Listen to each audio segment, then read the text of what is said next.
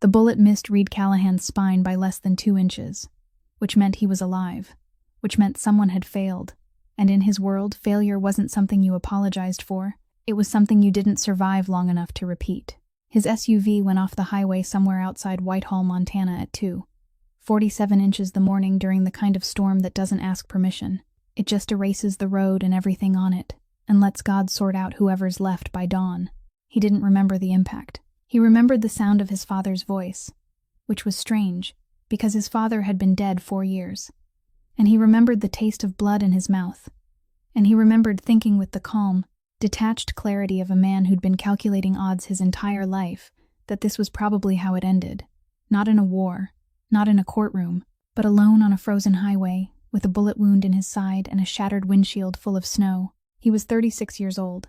He ran an empire that stretched from Seattle to the Canadian border, laundered money through 17 shell companies, employed 200 people who would kill for him, and a handful who apparently wanted to kill him instead. He wore 3-piece suits to funerals and business meetings with equal comfort. He'd read East of Eden 4 times, because his mother had written something inside the cover before she left, and he was still trying to understand what she meant. He hadn't spoken to another human being without calculating the cost of every word in over a decade. And now he was bleeding out in a ditch in the middle of nowhere, unconscious, with his hand still on the steering wheel and a book on the back seat and no one coming. No one except a 6-year-old girl named Bree Sullivan who was out looking for beetles under tree bark at first light, because that's what she did every morning regardless of whether there'd been a gunshot in the night, and who found him the way children find things, without fear, without hesitation, with the pure, practical directness of someone who hasn't yet learned that some things you find are better left alone. She ran back to the cabin. She told her mother, and her mother, May Sullivan, 27 years old, no husband, no family, no safety net. A woman who'd walked out of her 3rd foster home at 16 with $34 in her coat pocket, and had built everything she owned with her own 2 hands, and trusted absolutely no one, because every single time she had it cost her something she couldn't get back. May Sullivan looked at the man bleeding in the snow, with a gun on his passenger seat, and a deep cut along his jaw, and a suit that cost more than her truck, and she knew in her bones, that pulling him out of that car was the kind of decision that doesn't just change your morning, it changes your life, and not gently, not kindly, not in any way you'd choose. She pulled him out anyway. If this story satisfies that thing inside you that needs to know what happens next, leave a like so more people can find it. Share it with someone who deserves a good story tonight. And if you haven't subscribed yet, now's the time, because you won't want to miss what comes after. Now let's go back to that cabin in Montana, where May Sullivan is dragging a man she doesn't know across the snow, and her daughter is watching from the porch, and the storm isn't over yet. May Sullivan dragged a man who weighed at least 30 kilograms more than she did through snow nearly half a meter deep, with a plastic tarp she usually used to cover the stack of firewood behind the house. She didn't think about who he was. She didn't think about the gun on the passenger seat, or the blood-stained suit, or the white gold ring on his ring finger that she saw when she wrapped his arm into the tarp to keep him from sliding out. She thought about distance, 200 meters from the road to the cabin, and each meter was heavier than the one before, because the snow wouldn't stop falling, and the tarp kept catching on tree roots hidden under the ground. And this man, even unconscious, was still an adult human body made of bone and flesh, and gravity didn't care how tired she was. Bree ran ahead. The little girl didn't need to be told. 6 years old, and she already knew when her mother needed a door opened in advance, when her mother needed a path cleared, when to ask and when to act. She pushed the cabin door open, dragged the chair beside the fireplace out of the way, then stood waiting, both hands gripping the doorframe, her eyes on her mother pulling the tarp across the yard with the kind of silent concentration children only have when they understand that what is happening matters more than anything they could say. But May didn't bring him inside right away. She left the tarp on the porch, went back to the car lying tilted in the ditch, opened the passenger door, and took out the gun. She didn't know what kind it was. She didn't need to know. She only knew that it couldn't be left within reach of a man she knew nothing about, except that he had a gunshot wound in his side and wore a ring on his hand. She carried it back to the cabin first, wrapped in a kitchen towel, and shoved it under the refrigerator, where the floor sagged slightly and formed a gap large enough to hide something Bree would never think to look for. Then she went back to the porch and dragged him in. The fireplace was burning, Bree had added more wood while May was gone, and the warmth inside the cabin hit her face like a wall after the cold outside. She dragged him over beside the fireplace and had to shove the old rug aside. And when the rug slipped away, the cellar hatch beneath the kitchen floor was exposed. That wooden hatch with the rusted iron ring she had never opened since the day she moved in, because there had never been any reason to open it. She didn't think anything of it then. She only left the rug crooked and lowered him onto the wooden floor beside the heat. Bree had gone back to the car a second time without May noticing. When she turned around, the child was standing at the kitchen table, holding a paperback book with a bent spine, already open, setting it down on the table beside the water pitcher, as if it were the obvious thing that needed to be saved along with the man. East of Eden. May looked at the book for a second, and then turned back to what mattered more. She cut off his suit jacket and shirt with kitchen scissors, because there was no way to remove them without moving him too much. The gunshot wound was on his left side, a graze, not lodged inside, but it had left a tear as long as her finger, deep enough to show the fat beneath the skin, and blood was still seeping out slowly, that thickened blood of someone who had already lost a lot and whose body was trying to clot but couldn't keep up. His right jaw had a deep cut from shattered glass, shorter but spreading with bruising, and when she pressed lightly along the ribs on his left side, he groaned in his unconsciousness in the way people only groan when a bone has broken or cracked. May wasn't a nurse. She had never learned first aid anywhere, except in real life, but she had once stitched a gash on her own hand with a sewing needle and dental floss in the bathroom of a motel in Billings at 2 o'clock in the morning, because she didn't have insurance, and the emergency room would ask questions she didn't want to answer. She knew how to stop bleeding. She knew when a wound needed more than what she had. This wound needed more. She pressed gauze against his side, wrapped it tight with a clean towel, and when she washed the blood from his hand to see whether there were any other injuries, she saw the ring more clearly. White gold, plain, no decoration on the outside, but on the inside, along the edge that she only saw when she turned it to wipe the blood beneath it, there was an engraving. She didn't read it. She didn't need to read it. She only registered that it was there, the same way she registered the gun, the same way she registered the book, the same way she registered everything about this man without letting any detail become a reason to care more than necessary. He was a problem that needed solving, not a question that needed answering. She stood up, washed her hands in the sink, the water cold because she hadn't had time to heat any, and looked out the kitchen window. The snow was still falling so heavily that she couldn't see the tree line 30 meters from the cabin. Bree sat at the kitchen table, her legs swinging without touching the floor, opened her notebook of bug drawings, and began sketching something with a worn-down pencil, perfectly calm, as if every morning there were a blood-soaked man lying on their floor. May looked at her daughter, looked at the unconscious man beside the fireplace, looked at her own hands with blood still caught beneath the nails, and thought that she needed to call someone, but the phone had no signal. The road couldn't be traveled, and the only person she knew who could stitch a wound without asking unnecessary questions lived 8 miles away and could only be reached through the old frequency radio hanging on the kitchen wall, the one May had bought at a second-hand market 2 years earlier for $12, the most useful purchase she had ever made in her life, even though when she bought it, she hadn't known that at all. May lifted the radio off the hook on the kitchen wall, turned it to frequency 7, and pressed the call button.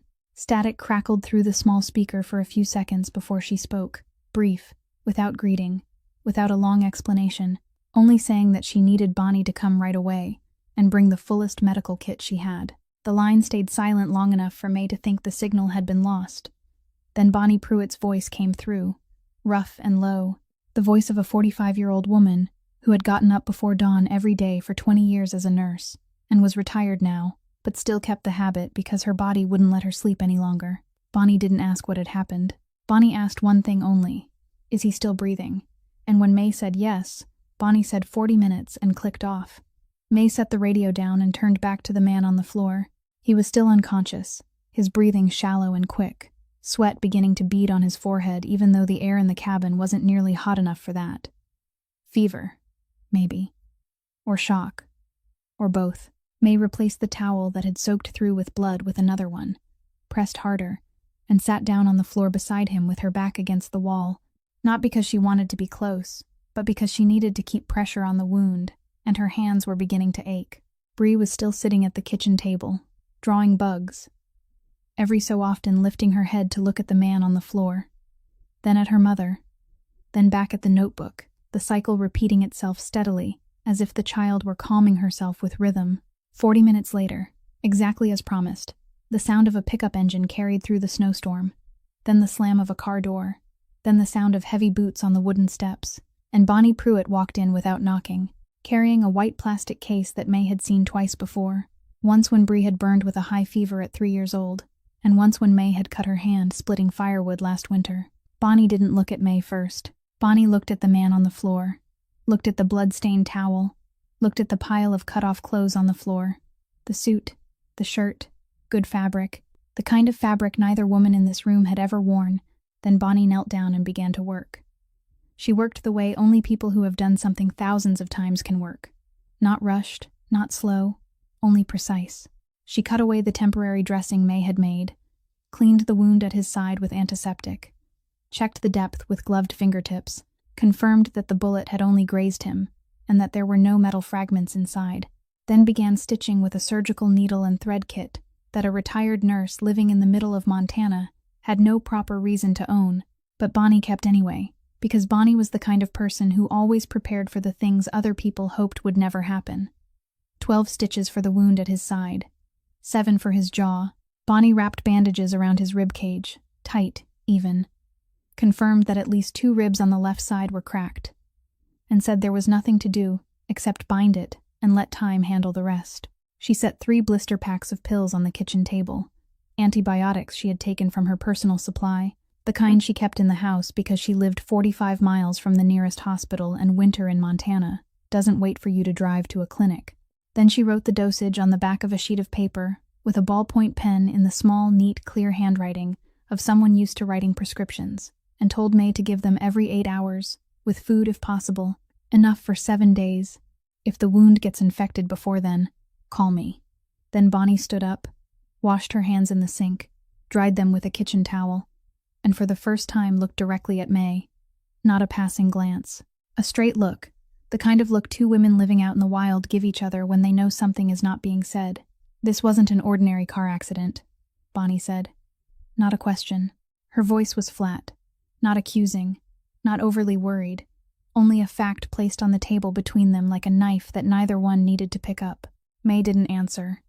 She didn't nod, didn't shake her head, didn't explain. She only looked back at Bonnie with the face she had learned to keep since she was very young, the face that gave away nothing the other person had not already found for themselves. Bonnie understood. Bonnie always understood. That was why May had called Bonnie, and no one else. Because Bonnie Pruitt was the kind of person who asked exactly one question, did exactly what needed to be done, then went home without carrying away someone else's story. Bonnie put her coat back on, fastened the buttons, picked up the medical case, and said she would come back tomorrow to check the stitches and change the bandages. She walked toward the door, heavy boots on the wooden floor, and just before stepping out, she stopped. She didn't turn all the way around, only tilted her head, her eyes dropping to the kitchen floor, toward the refrigerator, where the kitchen towel wrapped around something heavy, stuck out just enough for someone who knew how to look to recognize the shape. Bonnie didn't say what it was. Bonnie didn't ask why. Bonnie only said, her voice lighter than before, but each word clear, "If you need me, I'm on frequency 7. Then she stepped out into the snow and closed the door behind her, and May stood alone in the cabin, with her daughter drawing bugs at the kitchen table, and a strange man breathing by the fireplace, and a gun beneath the refrigerator, and 3 blister packs of antibiotics on the table, and the feeling that she had stepped through a door she couldn't step back through, even though she still didn't know where that door led. He came to around 4 o'clock in the afternoon, and the first thing he did wasn't groan, wasn't call out, wasn't ask where he was. The first thing Reed Callahan did when he opened his eyes was scan. His eyes moved before his body could, from left to right, slow, methodical, in the way ordinary people never look at a room. Exit. 1. Front door. Wood. Simple latch. No deadbolt. Windows. 2. 1 to the left. 1 by the kitchen. Small. Shut tight. Snow clinging to the glass outside. People in the room. 2. 1 woman standing by the sink with her back turned. 1 child sitting at the kitchen table staring straight at him with wide, unblinking eyes. Weapons. None visible. But he knew there was one, because he remembered having one on the passenger seat, and it wasn't there anymore. Which meant someone had taken it, which meant someone in this room knew it existed and had made a decision about it. The entire scan took less than 3 seconds. It wasn't a habit. It was instinct. The kind of instinct sharpened by 20 years of living in a world where you either see danger before it reaches you, or you don't live long enough to see it a second time. Then he tried to sit up, and the pain in his left side drove him flat again like a punch from inside his ribcage. Fast, merciless, leaving no room for negotiation. He drew in a breath through his teeth, short, controlled, silent, and lay back on the wooden floor with his left hand pressed against the bandaged ribs he couldn't remember anyone wrapping. May turned around. She had heard him move from the moment he first opened his eyes. Not because she had been listening for him, but because in 4 years of living alone with Bree in this cabin, she had learned to hear everything: the creak of the floor, the shift in the wind, the change in breathing, and the sound of an unconscious body suddenly becoming an awake one. She stood by the sink, a kitchen towel over her shoulder, her hands dry, her face showing nothing except the cold attention she gave to anything she hadn't yet decided was a threat. He looked at her. She looked back. Silence stretched between them for a few seconds, the kind of silence heavier than any question, because both of them were reading the other, and both of them knew the other was doing the same. Reed Callahan had spent his whole life reading people. That was how he survived, how he rose, how he knew who would betray him before they knew it themselves. He read a lot on this woman's face in those few seconds. He read that she wasn't rich, not because of the small cabin or the worn clothes, but because of her hands. Rough, cracked across the knuckles, the kind of hands of someone who worked with them every day and had no hand cream in the bathroom. He read that she wasn't afraid. Not courage, not bravado, but the complete absence of fear in her eyes as she looked at him. And that was stranger than anything else he had seen all day, because Reed Callahan was used to people being afraid of him. Used to seeing that slight flicker in the eyes, that unconscious tightening of the shoulders, that shift in the air when he walked into a room, and this woman had none of it. She looked at him the way someone looks at a problem that needs handling. No more, no less. And he didn't know what to do with that. Bree broke the silence because Bree was 6, and 6-year-olds don't understand that some silences exist because neither side is ready to speak. "My mom pulled you out of the car," Bree said, her voice ordinary, not boastful, not seeking credit, just a fact delivered with the absolute directness of a child who hadn't yet learned to wrap words in secondary meanings. "You were really heavy." Reed looked at the little girl. Bree sat at the kitchen table, her bug notebook open in front of her, a worn-down pencil in her hand, her feet swinging without touching the floor, looking at him with the kind of calm curiosity only children and very dangerous people have, curiosity without judgment. "Thank you," Reed said, 2 words. His voice was rough, low, dry from dehydration and blood loss, but clear. He said it to Bree, not to May. Not because he wasn't grateful to the woman who had dragged him through the snow and hidden his gun and called someone to stitch up his side, but because Reed Callahan didn't know how to say thank you to an adult without turning it into a transaction, a debt, a string tied between them, and he wasn't ready to owe this woman anything. But to a 6-year-old child, thank you was just thank you, and that was why he said it to Bree. May saw that. She said nothing about it. She walked over to where he lay, stood looking down at him, and said, not loudly, not softly, her voice as flat as the surface of the wooden table, "Rules. You stay down. No getting up. No walking around. No touching anything in this house. When you're well enough to walk yourself out that door, you leave. I don't ask who you are. You don't tell me. We don't know each other, and when you leave here, we'll never see each other again. That's the deal. Do you have a problem with that deal?" It wasn't a question. Her voice left room for only one answer. Reed looked at her. He was used to negotiating, used to finding openings, used to reading what wasn't said more closely than what was. But there were no openings in this woman's face. There was nothing to negotiate, nothing to leverage, nothing to buy. She didn't want his money, didn't want to know who he was, wanted nothing except for him to stay still on her floor and disappear when he could. He nodded. One nod only, slow. Not because he agreed, but because for the first time in his life, he was somewhere his agreement wasn't a prerequisite. It was the only option. May turned and went back toward the kitchen, her back straight, her steps even, not looking back. Bree looked after her mother, then looked at Reed, then back at her mother again, the back and forth look of a child trying to understand something between 2 adults she didn't yet have words for. Reed lay back on the floor, his eyes on the ceiling, listening to May washing dishes in the kitchen, the running water, the sound of a plate being set down.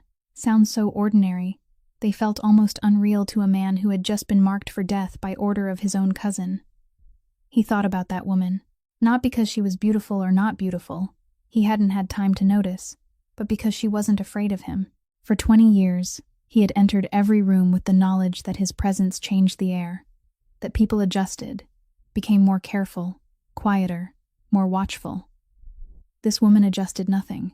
She spoke to him the way someone speaks to a broken chair left in front of her house, something that needed to be moved when the weather allowed, nothing more.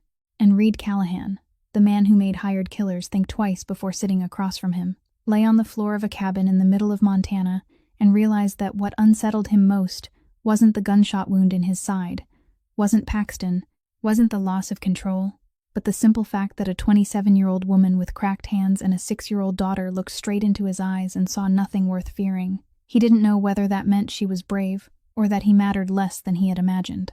Both possibilities kept him awake. May woke at 4:15 in the morning, because she always woke at 4:15 in the morning. Her body didn't need an alarm clock. It had been programmed by 4 years of working the night shift at the gas station, and before that 23 years of waking in houses that weren't hers to make sure she knew everything before everything knew her. She lay in bed listening for a few seconds, the wind outside still driving snow against the window glass, the low crackle of the fireplace, Bree's steady breathing in the bed beside hers, and another breath, the man's breath out in the front room, shallower than normal because cracked ribs didn't let him draw a deep one. She went out, and he was already awake. Not newly awake, but awake for a long time. Maybe all night. His back against the wall beside the fireplace, both legs stretched out on the floor, eyes open, aimed at the front door. He wasn't looking at the door the way ordinary people look. He was watching the door. His whole body was still but not relaxed. The kind of stillness that belongs to someone in a state of readiness, even when his body wasn't capable of being ready for anything except lying still and enduring pain. He heard May step out and his eyes shifted from the door to her, quick, assessing, then went back to the door, as if she wasn't the priority threat, and he had already filed her into some category in his head the night before. May didn't say anything. She went into the kitchen, set the kettle on the gas stove, took out the coffee filter, poured in the grounds, the cheapest coffee Gus's store sold, the kind that people who know coffee would wrinkle their noses at. But May had never drunk anything else, so she didn't know there was anything to wrinkle at. She made 2 cups, black, no sugar, no milk. Not because she knew how he took it, but because that was the only way she made it. Sugar was a luxury she bought for Bree, and not for herself, and milk meant going to Gus's store, and the road was buried under 1/2 meter of snow. She set 1 cup on the floor beside him, not placing it directly in his hand, not saying anything, only setting it down and turning back to the kitchen. Reed looked at the cup of coffee, then at May's back turned toward him, then back at the coffee. He picked it up, took a drink, and said nothing. No thank you this time, because between adults, in the language both of them spoke, the language of people who never said more than necessary, a cup of coffee set on the floor didn't need to be answered with words. It was answered by drinking it. Bree woke at 6, and unlike her mother, she had no silent ritual. She came out of the bedroom into the front room with her bug notebook tucked under her arm, her eyes still a little swollen with sleep, her hair tangled, and walked straight to where Reed sat against the wall without stopping at the kitchen, without looking at her mother, without asking permission, then sat down on the floor beside him close enough that her shoulder nearly touched his elbow. May saw it, and everything inside her tightened. No one got to sit that close to her daughter. No one. Not because May was overly controlling, but because May had lived enough to know that the world wasn't kind to small children who had no one protecting them, and she was the only wall between Bree and everything outside, and that wall had no door. But she didn't call Bree back. She didn't know why. Maybe because of the way he didn't move when Bree sat down, didn't turn toward her, didn't say anything, didn't greet her, didn't smile, only let the child be there as if the presence of a 6-year-old girl beside him was something he accepted without needing a response. Maybe because something on his face changed, very slightly, not softened. Reed Callahan didn't look like a man who knew how to soften, but something shifted under the surface, a quiet attention that May only noticed because she was looking for a reason to pull Bree away and couldn't find one. Bree opened the notebook, turned to a page with a drawing of a large beetle with 2 horns on its head. the pencil lines messy but surprisingly accurate in proportion, and began to talk. "This is a stag beetle," she said, her voice so serious it was almost formal. "Its scientific name is Lucanus cervus, but I don't know how to spell cervus. Its jaws are really big, but it actually doesn't bite very hard because those jaws are for fighting other males, not for eating. It eats tree sap. The females don't have horns and they're smaller, but they bite harder than the males. My mom says so. Women are always more dangerous when nobody's looking." Reed listened. He listened for real, not the way adults listen to children talk, nodding, making little sounds, eyes somewhere else, waiting for them to finish so they can go back to what they were doing. He looked at the notebook, looked at the drawing, looked at Bree, and listened with the kind of focus May recognized because she had seen it when he scanned the room after waking. A total concentration, undivided, pouring itself entirely into one thing. Only this time, it was pouring itself into a child talking about stag beetles, instead of into identifying escape routes. May didn't know whether he listened out of politeness or because he was genuinely interested. But she knew the difference between someone pretending to pay attention and someone truly being present.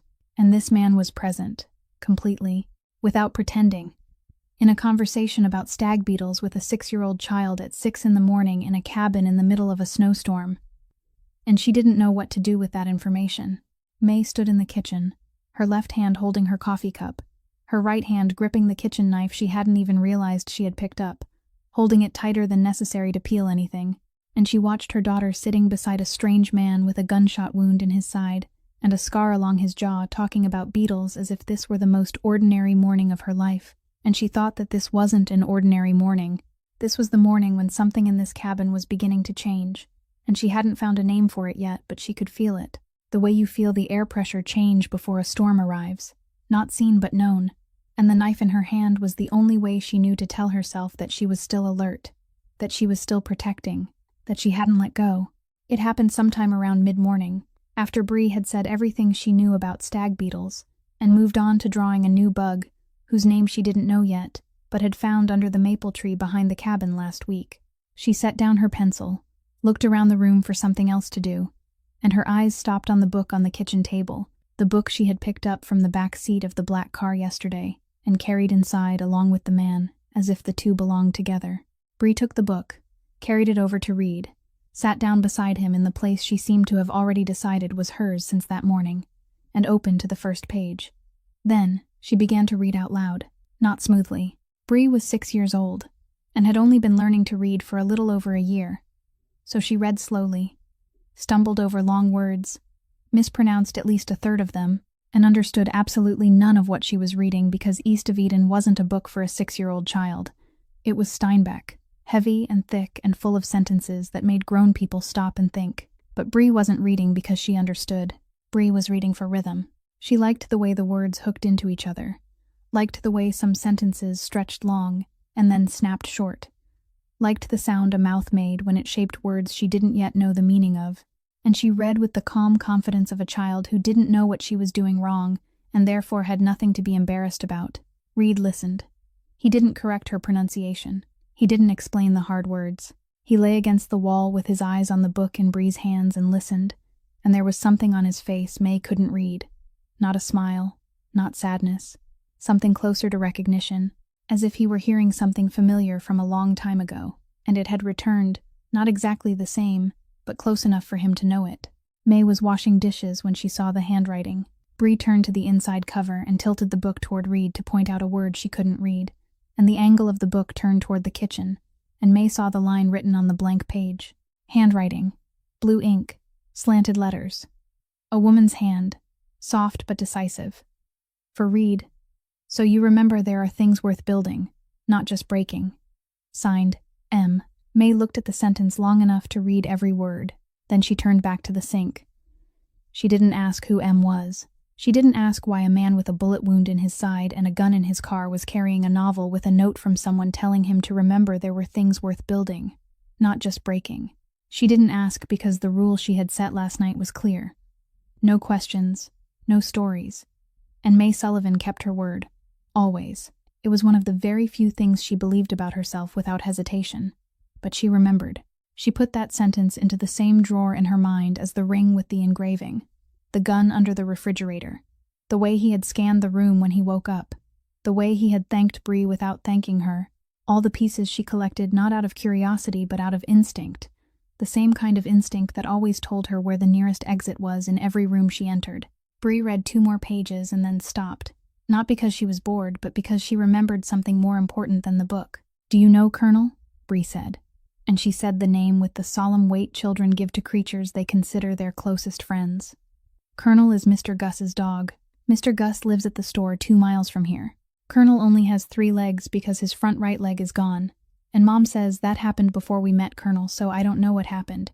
And one of his eyes is cloudy, the left one, so Colonel can only see out of the right one, and Colonel is afraid of cats." May listened to her daughter tell a story she had heard at least 20 times. To Bonnie, to Gus, to Bree's kindergarten teacher, to just about anyone Bree had been around long enough to start talking to, and she thought this was the part where the man would nod politely and change the subject, or close his eyes and pretend he was tired. But Reed looked at Bree and said, his voice still rough, still low, but with something at the end of the sentence that May hadn't expected, a small fold in the tone that took her a second to recognize as humor. "Sounds qualified." 2 words, dry as dust, no smile, no wink, his face barely changed at all. But Bree understood. Bree laughed, sudden and loud, the kind of laugh a child gives when she really finds something funny and isn't laughing because an adult wants her to. And she said, "Colonel isn't qualified at all. Colonel doesn't even know how to sit when you tell him to sit." And that seemed to make Reed Callahan almost, only almost, let the corner of his mouth lift. May stood in the kitchen and realized she had set the knife down. Not on purpose. Her hand had let go of it without her noticing, and it was lying on the kitchen counter beside the wooden cutting board, and she didn't pick it up again. She didn't know what that meant. She only knew the knife was no longer in her hand, and she didn't feel the need for it to be there anymore. At least not now. At least not while Bree was laughing and the man was making a dry joke about a 3-legged dog afraid of cats. The morning went on slowly. Reed said a few more things, not many, each one short, exact, as if every word had been weighed before it left his mouth. He said the storm looked like it would last at least another day based on the direction of the wind, and he was right. May looked out the window and knew he was right because she knew how to read a storm too after 4 winters in Montana. He said the wound in his side felt clean, which meant the antibiotics were working, and the way he said it told May he had been injured before, and knew the difference between a wound that was healing and one that was turning bad. He asked Bree what the name of the bug she was drawing was, and that was the only question he asked all morning. Every sentence was neat. Every sentence was correct. Every sentence had not one extra word, and because of that, May knew.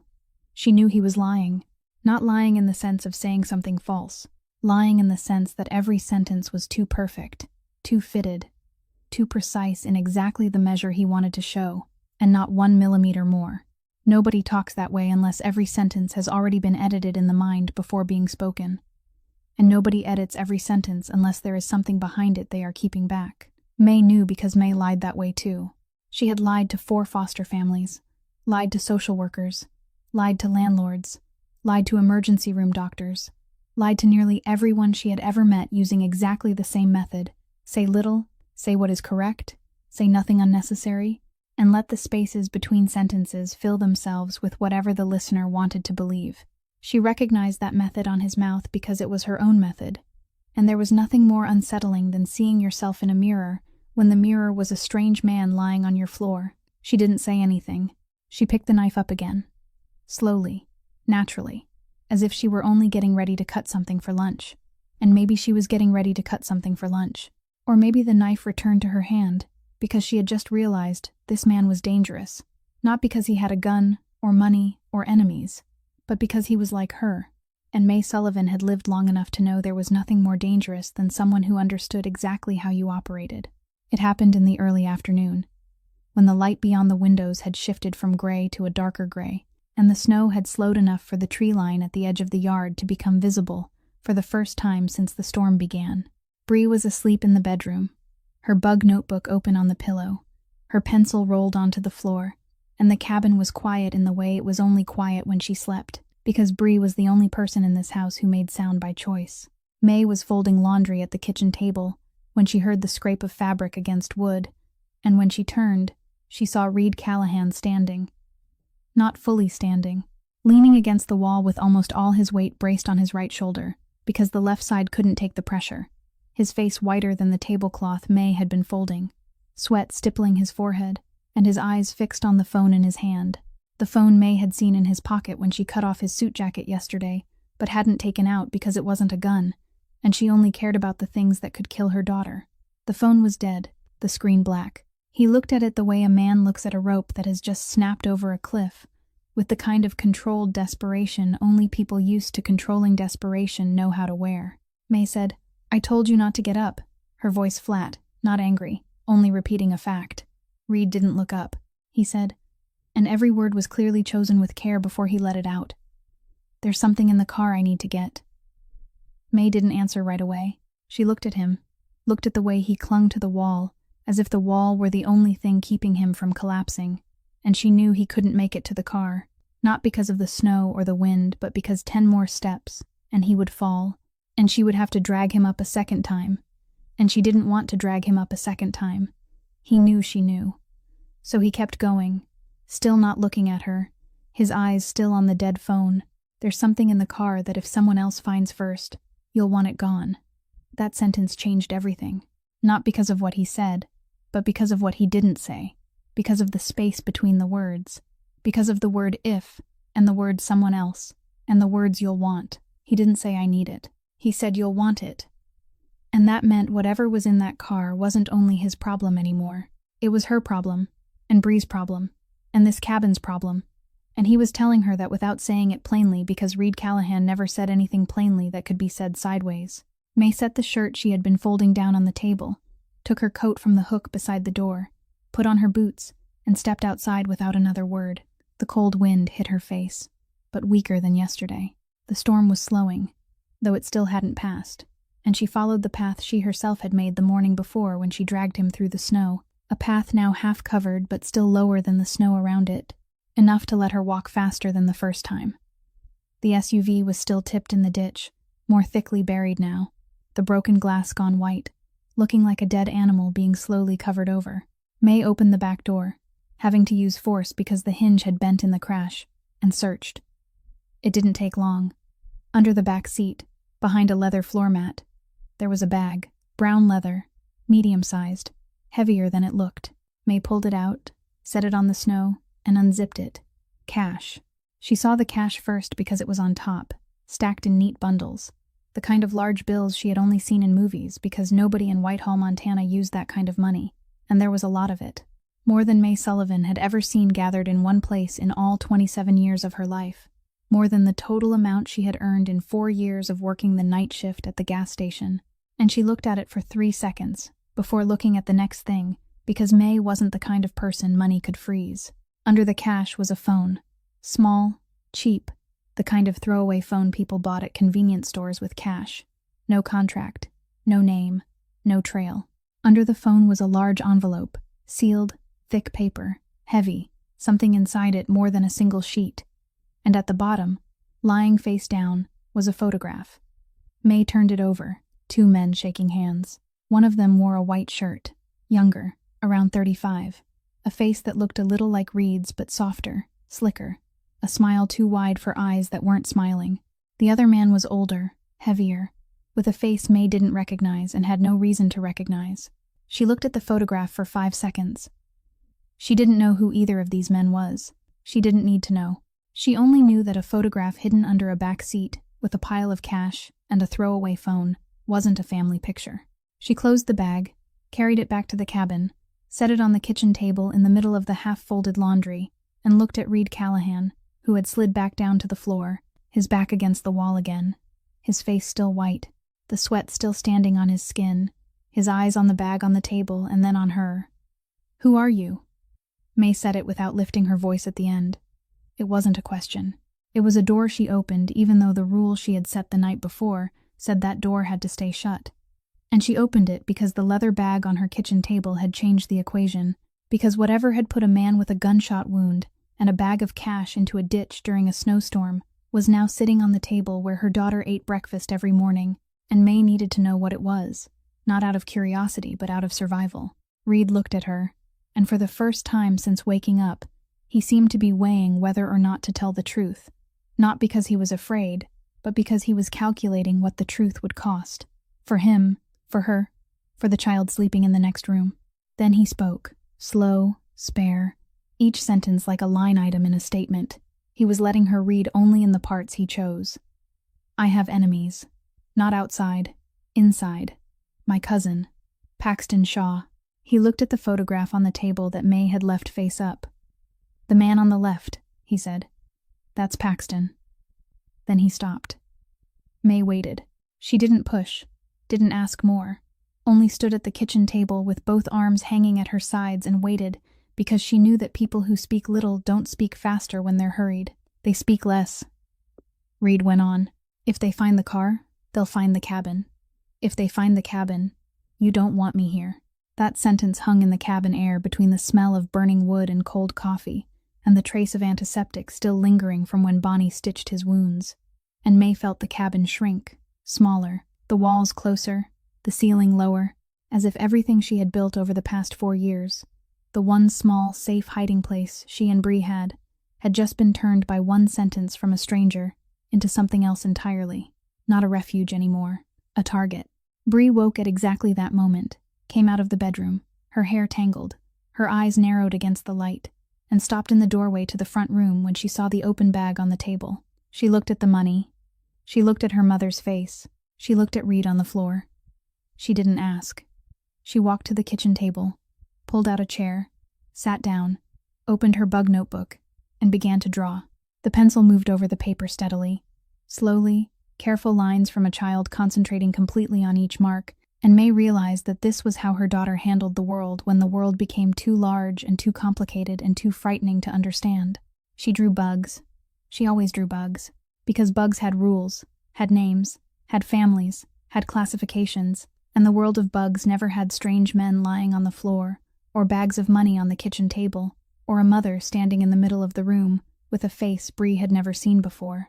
May looked at her daughter drawing, looked at Reed on the floor, looked at the leather bag on the table, and thought about $34 in her coat pocket at 16, and about everything she had built from those $34, and she thought that she had lost everything before, and built again. And if she had to, she would build again. But she would not lose Bree. Not because of this man, not because of his cousin, not because of anyone. She closed the leather bag, pushed it to the far corner of the table away from where Bree was sitting, and went back to folding laundry, because that was what she had been doing before the world changed, and she would keep doing it after it changed, because May Sullivan wasn't the kind of person who stopped when things fell apart. She was the kind of person who folded laundry. Bree fell asleep at 8 o'clock that night, her bug notebook folded over her chest, her pencil still in her hand, and May gently slipped the pencil free, pulled the blanket up to her daughter's shoulders, closed the bedroom door, then went back out to the front room and sat down at the kitchen table, because she wasn't sleepy and she knew she wouldn't sleep tonight. Not because she was afraid, but because her mind wouldn't stop running through what he had said that afternoon, running through the leather bag in the corner of the table, running through the sentence, if they find the car, they'll find the cabin, running through every possible scenario, and how she would get Bree out of here if she had to. Reed was awake too. He was always awake. He lay beside the fireplace with his eyes open, his breathing slow and steady, but not the breathing of a sleeping man, the breathing of someone controlling pain and not wanting anyone to know how bad it really was. The fire burned low, the light flickering across the wooden ceiling, and the cabin sank into the kind of silence that only exists in the middle of the night in a place miles from the nearest town, the kind of silence so heavy you can hear snow falling outside the window. May didn't know who spoke first. Maybe it was her. Maybe it was him.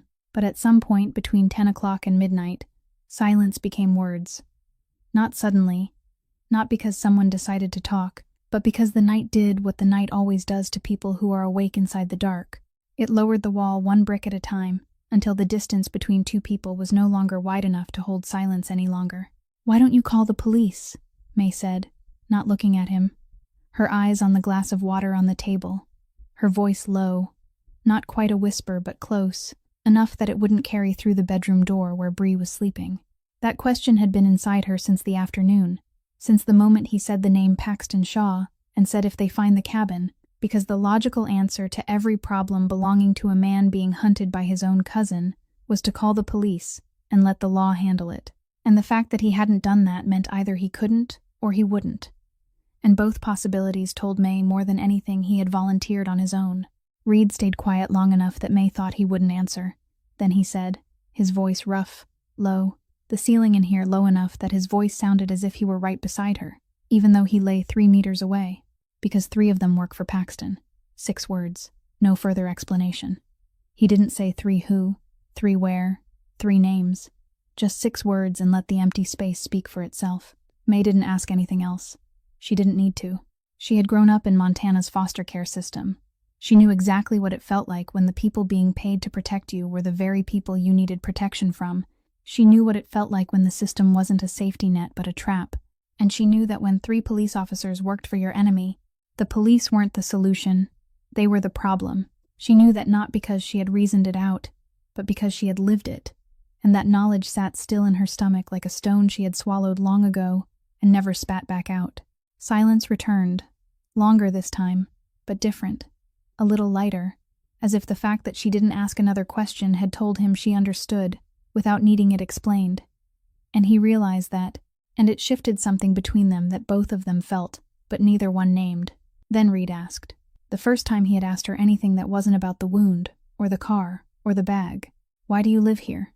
he said, his voice not curious, not judgmental. Only a question laid between them in the middle of the night, by a man lying on the floor of a woman he knew nothing about, except her name, and her cracked hands, and the fact that she wasn't afraid of him. Here, in the middle of nowhere, alone, with a child. "Because nobody finds us here," May said, and she surprised herself by answering. Because she hadn't meant to answer. Because no questions, no stories was her own rule and she had just broken it, but the answer had come out before she could stop it. Because it was too true. Too simple. Too exact. And sometimes a truth is so exact it doesn't need permission to be spoken. It just steps out on its own. Because nobody finds us here. 7 words, and Reed Callahan understood all of them. He understood that she didn't live here because she loved nature or wanted a simple life. She lived here because she was hiding. Not hiding from the Mafia, not hiding from the law, but hiding from everything. From the system, from people, from everything that had ever taken everything from her. And this cabin in Montana was the farthest place she could go while still giving Bree a roof. He understood because he was hiding too, only from a different kind of thing. And 2 people in hiding recognized each other in the middle of the night inside a cabin. Both of them were using to shelter from different versions of the same world, a world that had proven more than once that it wasn't on their side. May stood to get water because her throat was dry, and because she needed to move, needed to break the air that was growing heavier between the kitchen table and the fireplace, that air she didn't have a name for, but could feel on her skin, warmer than it should have been, closer than it should have been, dangerous in a way entirely different from guns and money and a traitorous cousin. She walked past where Reed was lying to reach the sink, and he caught her wrist. Not with a jerk, not by pulling, not tightly. He only laid his hand on her wrist, light, his fingers closing just enough to make her stop, and the heat from his hand passed into her skin, warmer than normal, because he had a slight fever. And she knew he had a slight fever, because she had checked his forehead when she gave him antibiotics, at 6 o'clock that evening, and his temperature had been a little high, but not high enough to worry her. But she wasn't thinking about the fever then. She was thinking about the hand on her wrist, about its weight, about its warmth, about the way his fingers fit around the bone of her wrist as if he had measured it first. And she stood still, didn't pull away, didn't look down, her eyes fixed straight ahead on the sink, and waited. "I won't let anything happen to the little girl," Reed said, his voice lower than before, closer because he was sitting directly below where she stood, and she could feel his breath touch the back of her hand. It wasn't a promise. He didn't promise. He stated it, the way he stated everything, like a fact he had decided, and there was no room left to negotiate. May slipped her hand free. Slowly. She didn't jerk, didn't yank, only slid her wrist from his fingers in the way that told both of them she could have torn free at any moment but had chosen not to. And the difference between those 2 things said more than any words could have. She kept walking to the sink, got water, drank it, didn't turn back, didn't say anything. And she didn't wipe her wrist. She didn't know why she noticed that she didn't wipe her wrist, but she noticed it, and she filed it away in the same drawer in her mind as the line in the book, and the ring with the engraving, and the way he listened when Bree talked about beetles, the drawer where she kept things she still didn't know what to do with but couldn't throw away.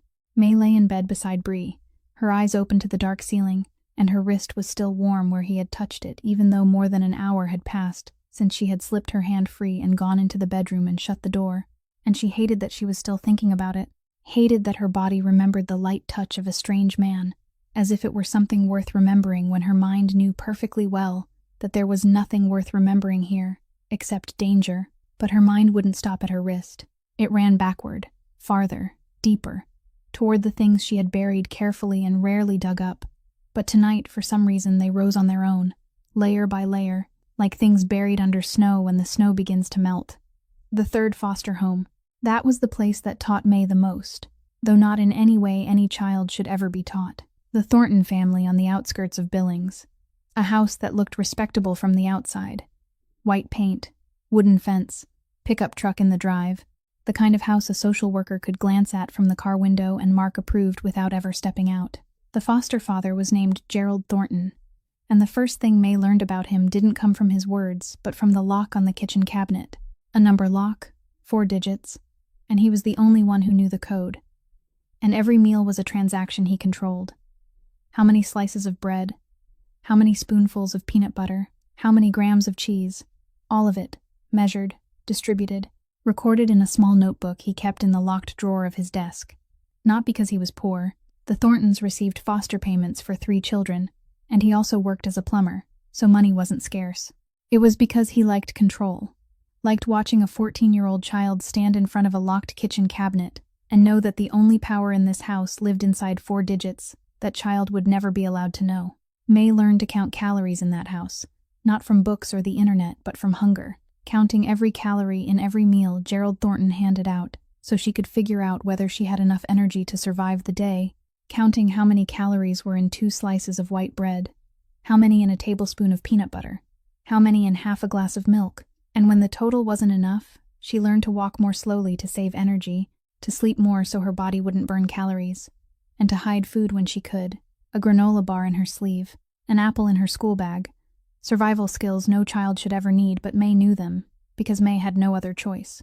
She stayed in the Thornton house for 2 years. She left at 16, not because a social worker intervened. They didn't. They never intervened soon enough.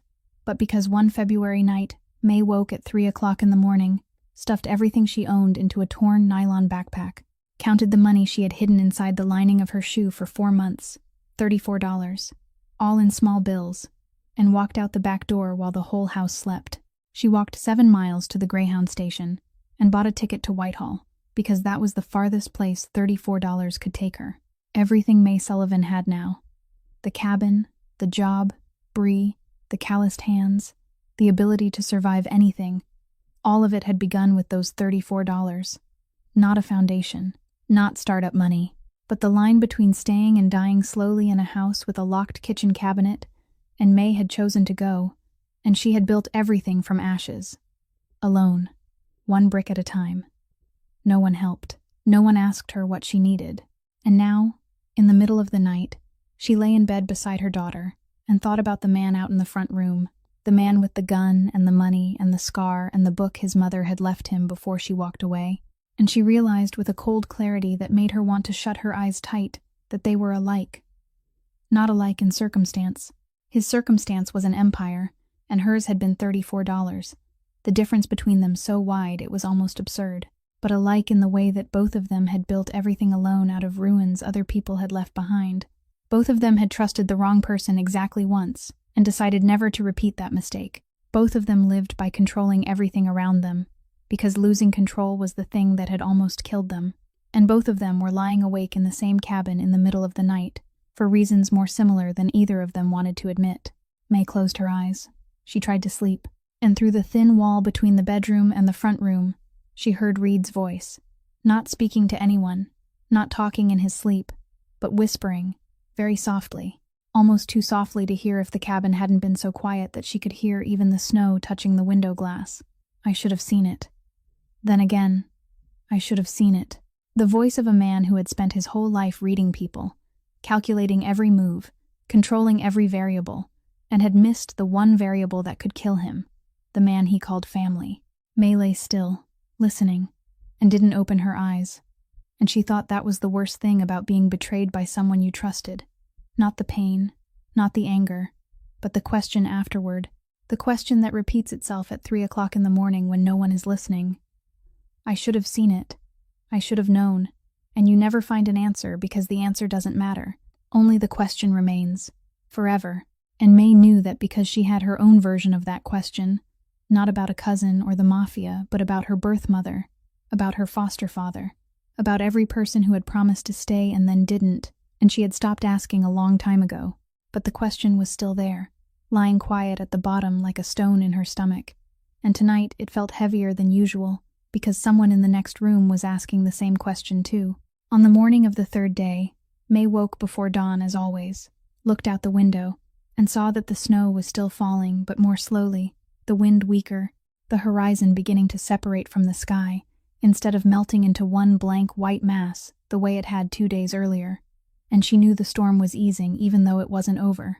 Maybe another day, maybe half a day, but the window of time was opening, and that was both good news and bad news, because if she could get out, other people could too. She gave Reed his antibiotics with half a bowl of porridge made from the last of the rice in the cabinet, checked the stitches in his side. The bandage was still clean, no sign of infection. Bonnie would come that afternoon to look at it again, but May needed supplies before then. The gauze was almost gone.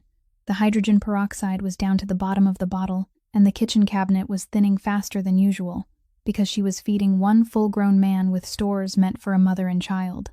She put on her coat, pulled on her hat, turned to Bree, who was sitting at the kitchen table eating porridge, and said, "I'm going to Mr. Gus's store. You stay here, lock the door, don't open it for anyone except me and Bonnie." Bree nodded without looking up from her bowl. Ordinary, not asking why, not worried, because Bree was used to her mother leaving and coming back. That was the rhythm of their life, and May had taught her daughter very early that when Mom said stay home and lock the door, you stayed home and locked the door. Not because of fear, but because that was the rule, and rules kept people alive. May looked at Reed before she left. He looked back. Neither of them said anything, but that look held an agreement inside it. He wouldn't touch anything, and he wouldn't touch Bree, and May would be back within 2 hours, and both of them understood that without a single word, because they were the kind of people who could read an agreement in silence more clearly than on paper. 2 miles through snow took 45 minutes, and May's feet were wet to the ankles even in high boots, and when she pushed open the door to Gus Whitfield's general store, the bell above it rang into the warm little room that smelled of old coffee and machine oil and dry dog food. And Gus stood behind the counter, 68 years old, white-haired, his back slightly bent but his shoulders still broad, reading the newspaper through a pair of reading glasses balanced low on his nose, and at his feet, on the old rug beside the little stove, Colonel lay sleeping, three-legged, one eye clouded, barely moving when May came in, except for the lazy wag of his tail that Colonel gave everyone, because Colonel didn't have enough energy or interest for much more than that. May gathered what she needed quickly. No wandering, no choosing. She knew exactly where everything was in that store after 4 years. 2 rolls of gauze, a bottle of hydrogen peroxide, a bag of rice, canned beans, canned meat, bread, and she set it all on the counter in front of Gus. And Gus looked at the pile, then at May, then back at the pile, and he didn't need to ask why she was buying hydrogen peroxide and gauze in quantities. A 27-year-old woman living with her 6-year-old daughter would never need unless something had happened that shouldn't have happened. But before Gus said anything, May saw the landline on the wall behind the counter. The corded phone Gus kept because landlines still worked out here even when everything else died. And she realized this was the first chance, and maybe the only chance she would have to call someone. Call 911. Call the police. Call anyone. And say there was a wounded man with a gunshot lying on her floor, and she needed help. Gus saw her looking at the phone. He nodded toward it, meaning go ahead, and May walked around the counter, lifted the receiver, pressed it to her ear, heard the steady tone of a live line, and stood there. 3 minutes. She stood there for 3 minutes with the receiver against her ear and her finger above the number pad, and didn't press a single button. Because police meant questions. Questions meant reports. Reports meant the gun under the refrigerator, and the cash on the kitchen table, and a man with a gunshot wound inside a house where a 6-year-old child lived. And when you put those things together in the file of any agency, what happened next wasn't help. What happened next was Child Protective Services. People in clean shoes and pressed jackets, coming to her house with a folder and a home environment assessment form, and the authority to take Bree away while they investigated. Temporarily, they'd say. Just procedure, they'd say. But May had grown up in that system, and she knew exactly what temporary meant. Temporary meant 2 years in a stranger's house. Temporary meant locked kitchen cabinets, and counting calories, and waking at 3 o'clock in the morning in a room that wasn't yours. And May would rather die than let Bree enter that system. Rather die in the most literal sense. She set the receiver down. Turned back to the counter. Gus had stood there watching her the whole 3 minutes without saying a word, because Gus Whitfield was the kind of man who knew when to stay silent and when to speak, and he had chosen silence until now. "You've got trouble," Gus said. Not a question. His voice low and even. The voice of a man who had once been a police officer for 20 years and retired early because he'd gotten tired of the system, and now sold canned beans and dog food in a store in the middle of Montana, and didn't ask unnecessary questions. "Not my trouble," May said. Gus looked at the hydrogen peroxide, looked at the gauze, looked back at May. "You're buying hydrogen peroxide for trouble that isn't yours," he said. And in that sentence was everything Gus didn't say. That he knew, that he didn't judge, that he'd lived long enough to understand that sometimes trouble that isn't yours is still lying on your floor, and you don't have any choice except to pour hydrogen peroxide on it and hope it heals. Gus pushed the supplies toward May without touching the register. May opened her mouth to say something about the money, and Gus cut her off by lifting a hand, palm out, the universal gesture for don't say something foolish. Then he spoke again, his voice lower, graver, but not threatening, only an old man speaking to a young woman he cared about more than he'd ever admit. "I've still got the shotgun, if you need it." May picked up the supplies, packed them into the bag, nodded once and only once, then walked out without looking back. Because if she looked back, she'd have to admit that the look in Gus's eyes made her want to cry. And May Sullivan didn't cry. Not because she was strong, but because she didn't have the habit anymore. It had been taken out of her a long time ago, in a house with a locked kitchen cabinet, where no one had ever asked if she was all right. 2 miles home through the snow, faster than the walk there because the wind had changed direction. And when May pushed open the cabin door, the first sound she heard wasn't the fireplace or the wind, but Bree's voice, reading out loud, slow, stumbling, the voice of a child struggling with words bigger than her mouth. And May stood in the doorway, the supply bag still in her hand, and looked into the front room. Bree was sitting on the floor beside Reed, closer than the morning before, her shoulder almost resting against his arm, East of Eden open across her lap, and Bree was reading, one word at a time, and Reed lay against the wall with his eyes closed, not asleep. May knew he wasn't asleep because his breathing wasn't the breathing of sleep. His eyes closed, but his mouth slightly curved, not a smile, something nearer and smaller, the kind of curve a person's mouth makes when they're listening to something they didn't know they needed to hear until they heard it. May stood in the doorway, and something inside her chest tightened, not anger, not fear, but a cold, sharp, exact kind of recognition, like the edge of a blade. Bree was attaching. Her daughter, the child she had kept at exactly the distance from other people that she believed was safe for 6 years. He was sitting there with her shoulder pressed against a man who had enemies hunting him, and reading to him as if he were the safest person in the world. And May looked at that scene and knew it in the bone, that this was the most dangerous thing that had happened since she dragged him out of the car. More dangerous than the gun, more dangerous than the money, more dangerous than Paxton Shaw, because a gun she could hide, money she could return, enemies she could avoid. But once a child had begun to believe in someone, she couldn't pull that back. And when that person left, and he would leave, the wound he left behind wouldn't be in anyone's side. It would be inside her daughter's chest, where May couldn't stitch it shut. It happened around 3 in the afternoon. At first, May thought it was the wind, because winter wind in Montana could sound like almost anything. But then it grew clearer, steadier, the sound of an engine, not a car, lighter, higher, the sound of a snowmobile, and not one but two engines moving in parallel, coming closer from the direction of the main road. And May knew it wasn't rescue because rescue didn't travel in pairs. Rescue came in groups with lights and radios and county logos on the vehicles, and 2 snowmobiles moving side by side through a snowstorm out in this area, where there wasn't another house for miles, meant they were coming here. Reed heard it before she did, or maybe at the same moment but reacted faster because this was what he had been waiting for, what he had known would come, and he pushed himself upright from where he had been leaning against the wall, in one single movement that turned his face white with pain. But he didn't have time for pain. His eyes sharpened in a way May hadn't seen before, sharp like the eyes of a man stepping out of the role of the wounded and into something entirely different, and he said, his voice low, fast, not one word wasted, "They're here. Paxton sent 2, to confirm I'm dead." May had 3 seconds. She knew she had 3 seconds because the snowmobiles were at a distance she guessed to be half a mile. And at the speed they were moving over snow, she had about 3 minutes before they reached the yard, minus the time needed to do what had to be done, which left her 3 seconds to decide. 3 seconds wasn't long, but May Sullivan had made every important decision of her life in less time than that. The decision to run from the Thornton house had taken 2 seconds. The decision to keep Bree when the doctor asked if she wanted to consider other options had taken 1. And the decision to drag Reed out of the car in the storm had taken less than 3.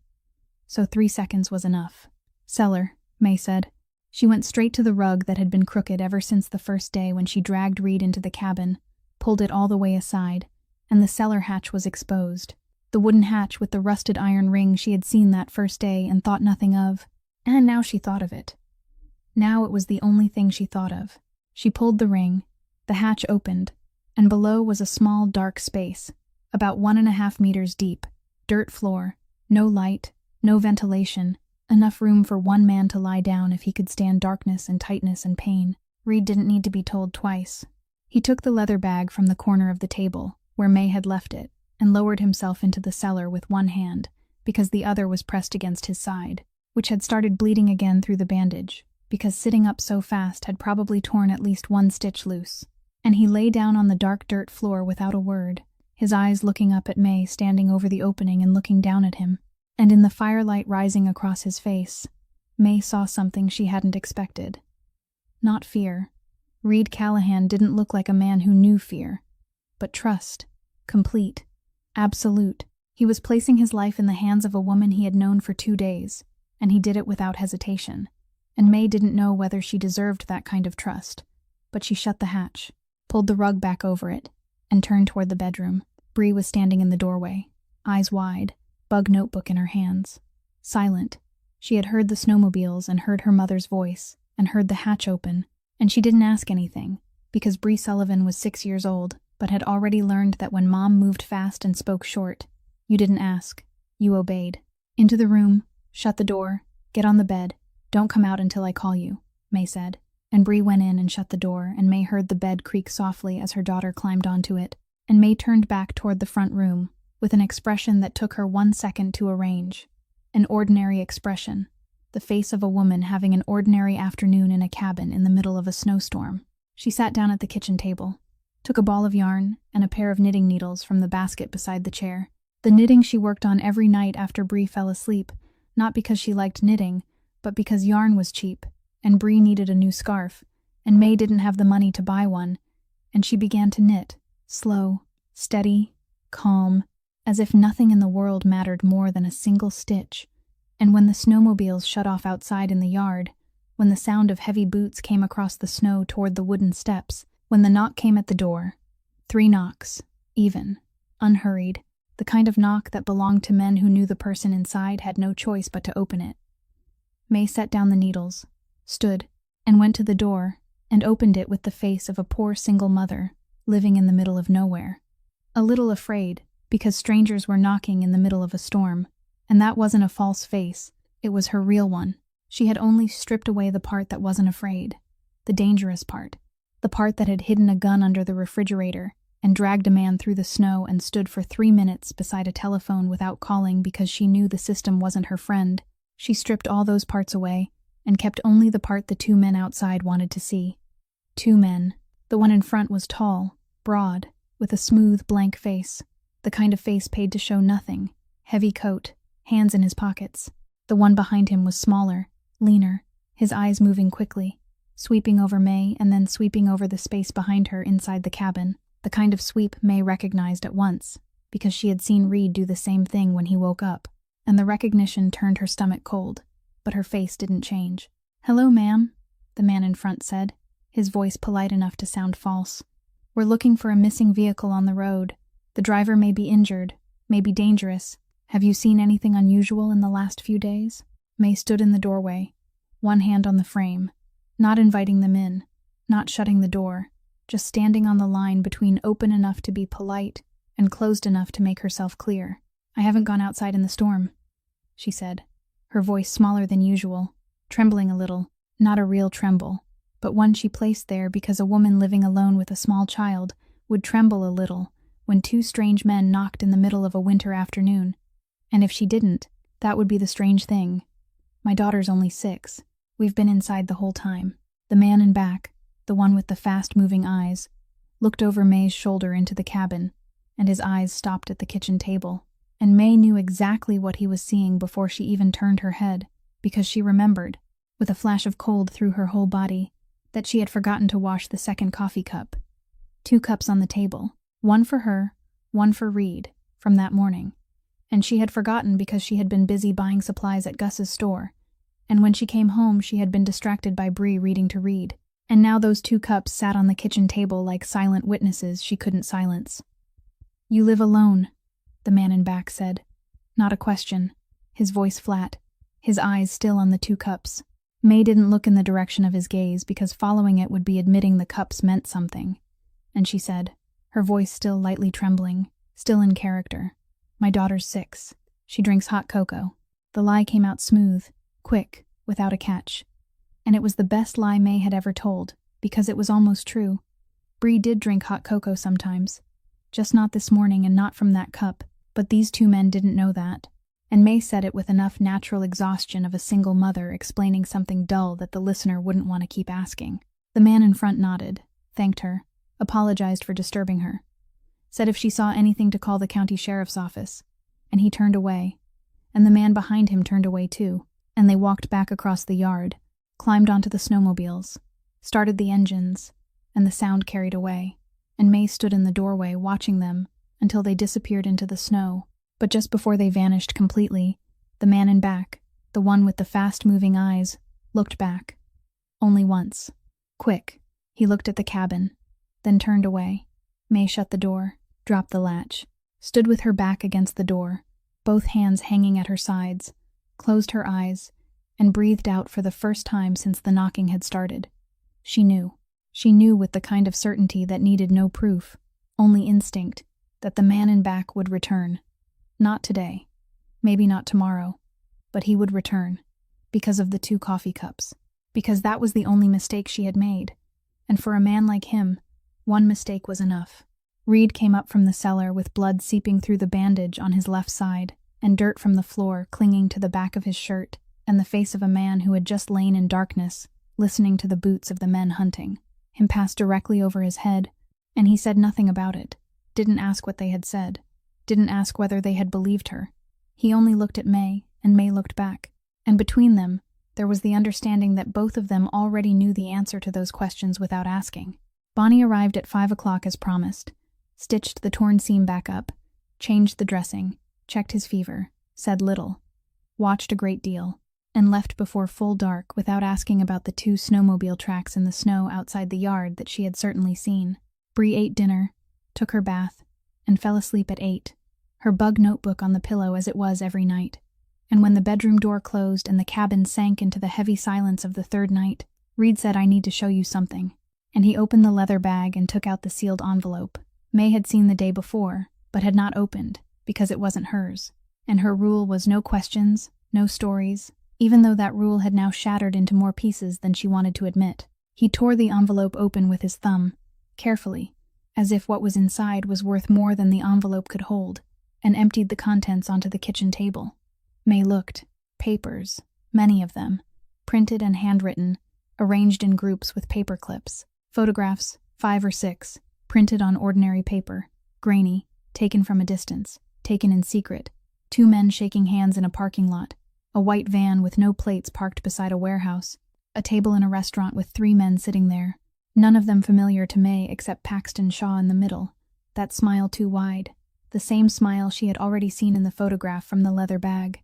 Call records, many pages, phone numbers marked in yellow highlighter, dates, durations, some of the calls lasting more than an hour, bank statements, not from an American bank, names of foreign countries May didn't recognize, numbers with more digits than anything she had ever seen in her life outside the evening news.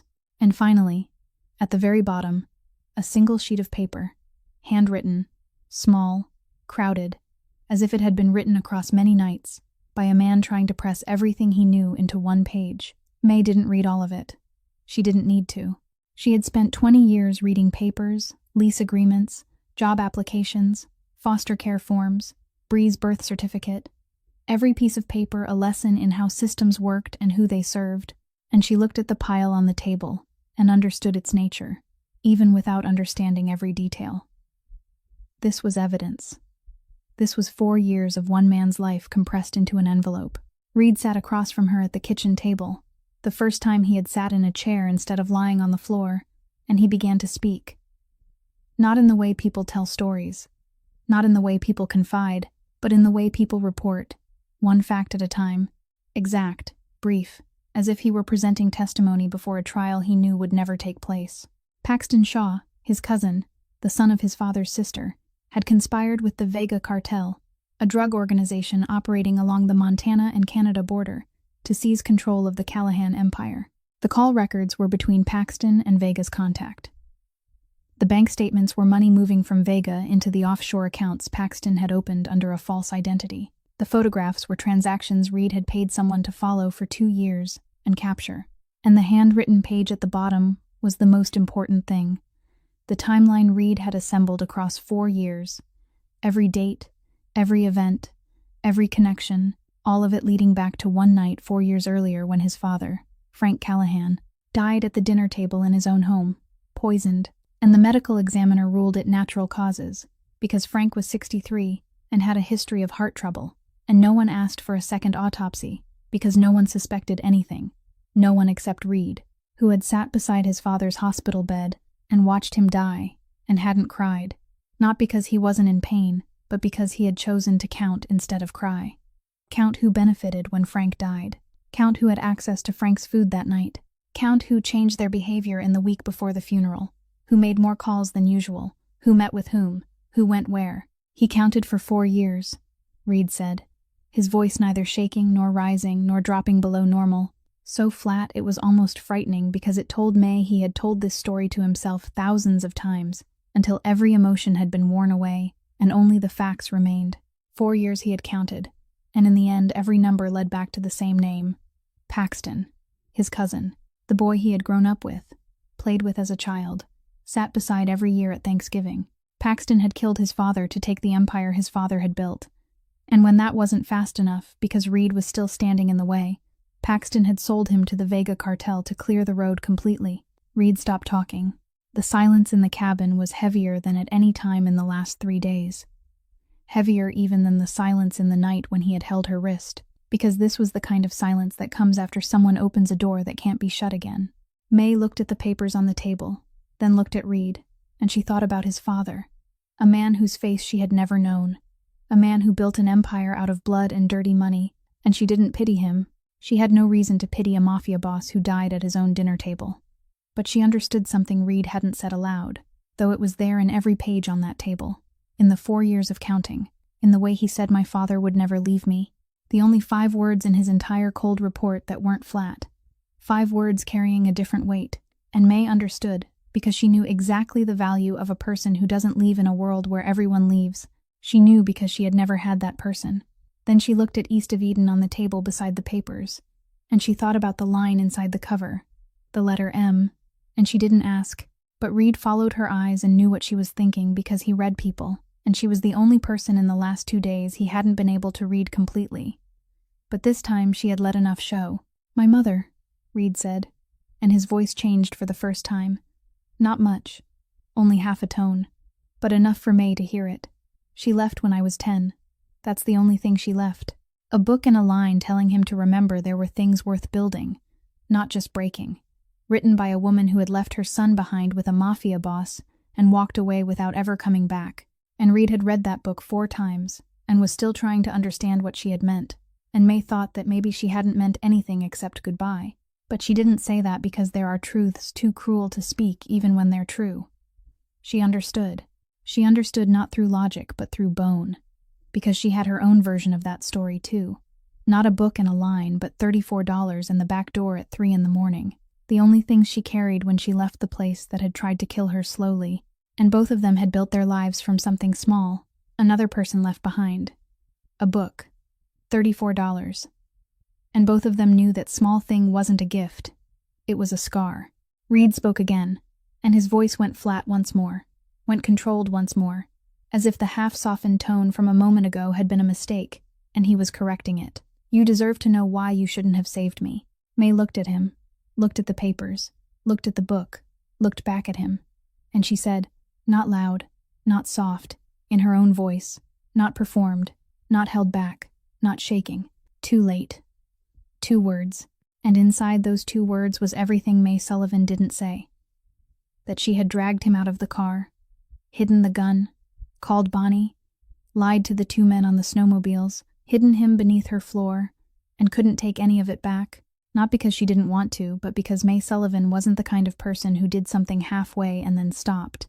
She was the kind of person who went all the way to the end, whatever the end turned out to be, because that was how she had survived from $34 until now. And he, whoever he was, however dangerous his world might be, had entered her equation the moment she dragged him through the snow, and too late was the only truth she could say, without having to explain anything else. May woke on the 4th day and knew before she opened her eyes that the storm was over because the silence was different. Not the heavy silence of the past 3 days, but a lighter silence. The silence of no wind, and when she looked out the window, the sky was still gray, but the snow had stopped falling, and she could see the tree line at the edge of the yard, every branch clear, for the first time in 4 days, and that meant the roads would start being cleared within the next few hours, and that meant everything was about to change. Reed had been awake before her, as he had been every day, but today he wasn't sitting against the wall watching the door. He was at the kitchen table with the burner phone from the leather bag set in front of him, waiting for a signal. She saw the exact moment the signal came because his eyes changed, dropped to the screen, and then lifted to her. Quick, and he dialed without looking anything up, because the number lived in his head, and she guessed that his head was the safest place to keep important things when everything else could be taken away. The call lasted less than 2 minutes. Reed said little and listened more, and when he hung up, there was something on his face May hadn't seen in the last 4 days, not relief.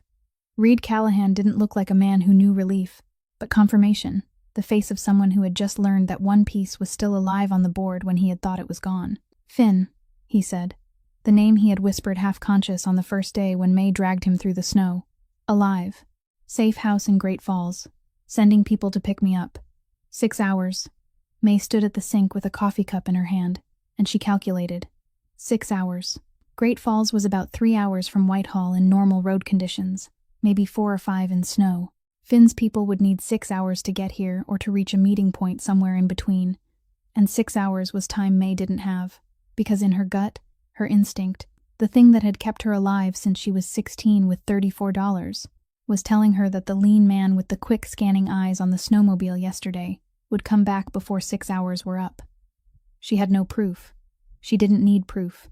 She had 4 years of living alone in the woods, and 16 years before that of living in houses where instinct was the only thing worth trusting. And instinct told her that the 2 coffee cups on the table yesterday had bought her a measure of suspicion in that man's mind, and that measure of suspicion would bring him back to check, not because he was certain, but because he wasn't. And men like that can't tolerate uncertainty. May set her cup down. She looked at Reed. I'll drive, she said. It wasn't an offer. It wasn't a question. She said it the way she said everything important, flat, brief, final, leaving no room for argument. I have a truck. She drives. He goes with her. They meet Finn's people somewhere on the road. Done.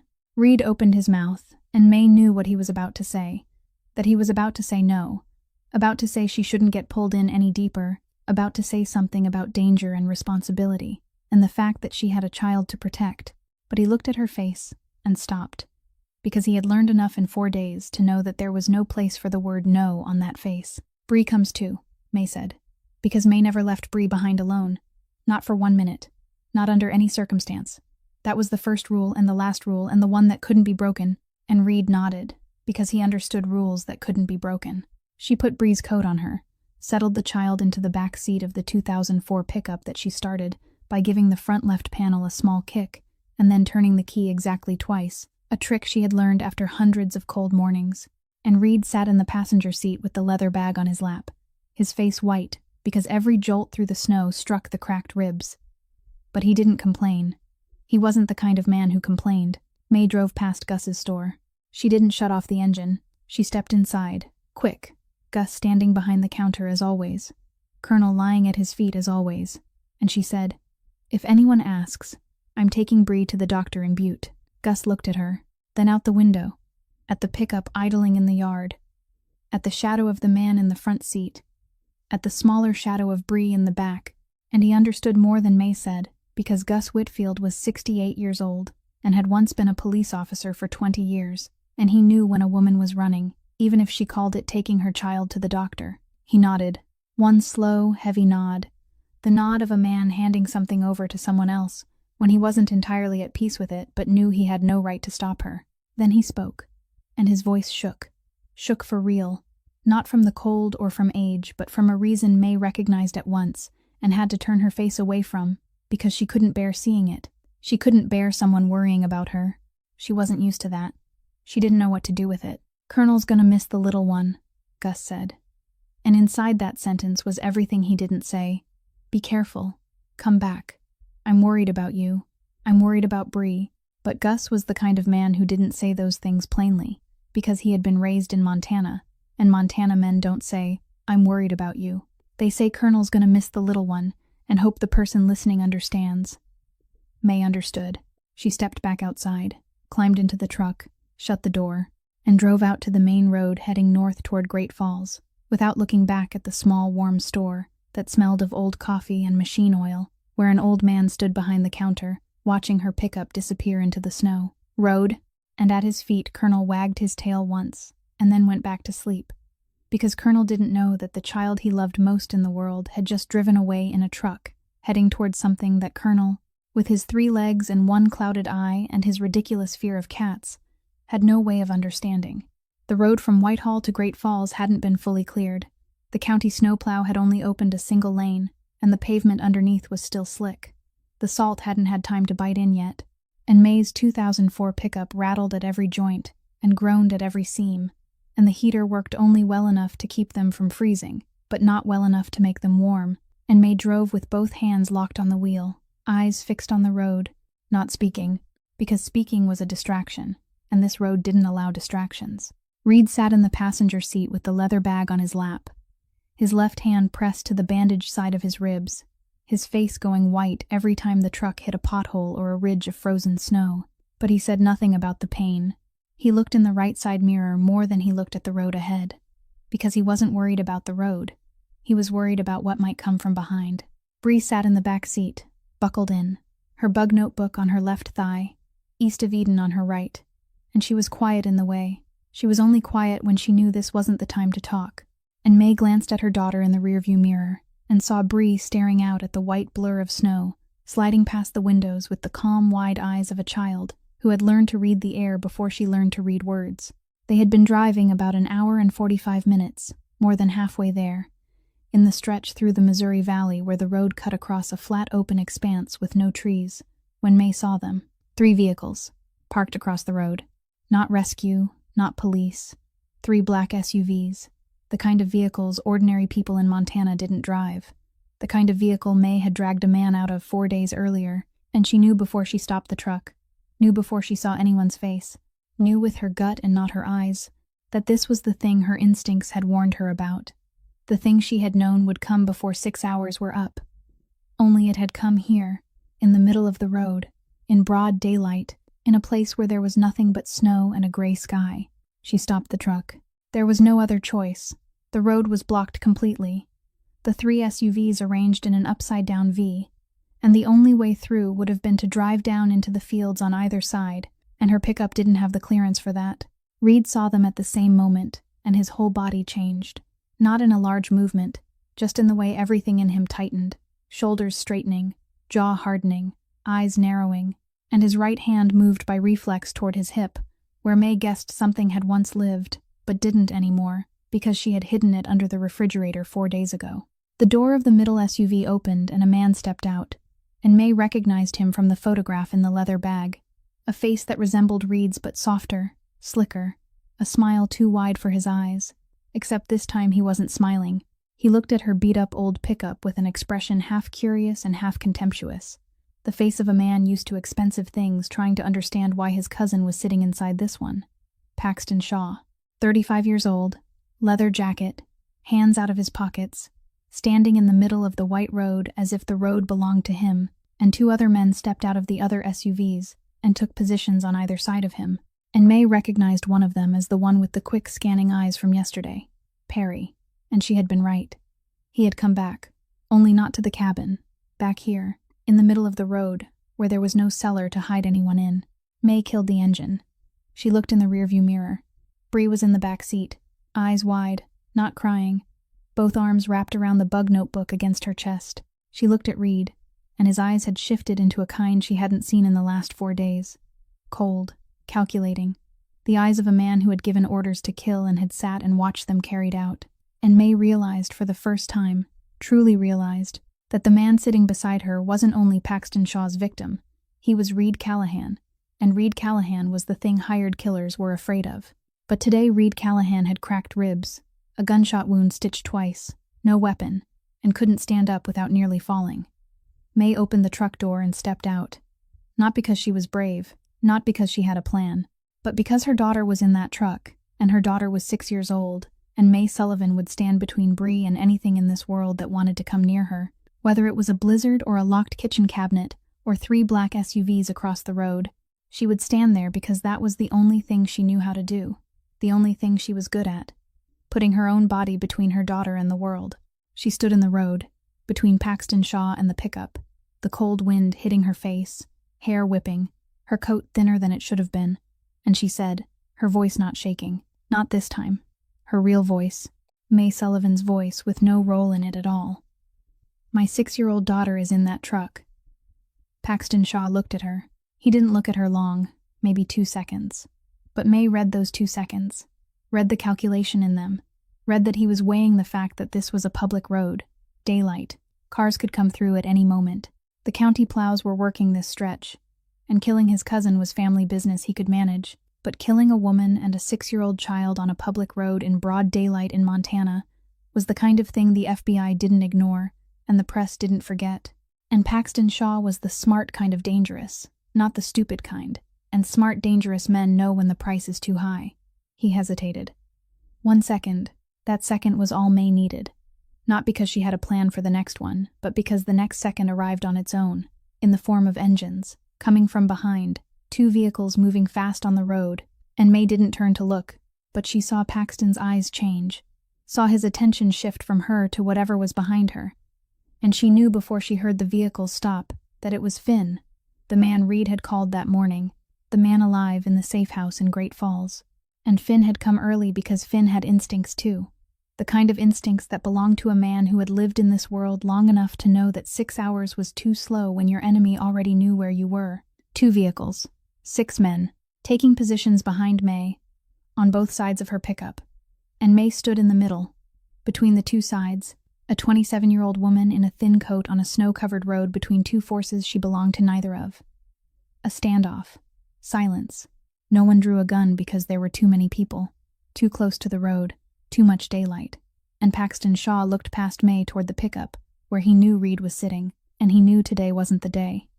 And he stepped back once, then twice, then turned and started toward his SUV. And before he got in, he stopped, turned back, and looked at May, not Reed, not Finn, May, and said in a light, courteous voice, the kind of courtesy May recognized at once as a threat, because she had heard that tone from foster fathers who knew how to hit without leaving marks. I'll remember your face. May looked back at him. Good, she said. 1 word. And in that word there was no challenge, no bravado, no performance, only the truth that May Sullivan had been threatened by people better than Paxton Shaw before Paxton Shaw knew how to hold his first gun, and she was still standing here, and that was all she needed to say. The 3 black SUVs turned around and drove off. May stood in the middle of the road watching them disappear. wind blowing powdered snow around her boots, and when the last vehicle vanished beyond the bend, the passenger door opened and Reed stepped out. He almost fell. May saw his knees buckle and his hand catch the side of the truck, and his face go white enough to shade toward green. But he straightened again through pure will. The kind of will she recognized because she had it too. The kind of will that keeps you standing when your body wants to fold because you have already folded too many times, and you don't do it anymore. He looked at her. "You shouldn't have stepped out like that," he said. May looked back.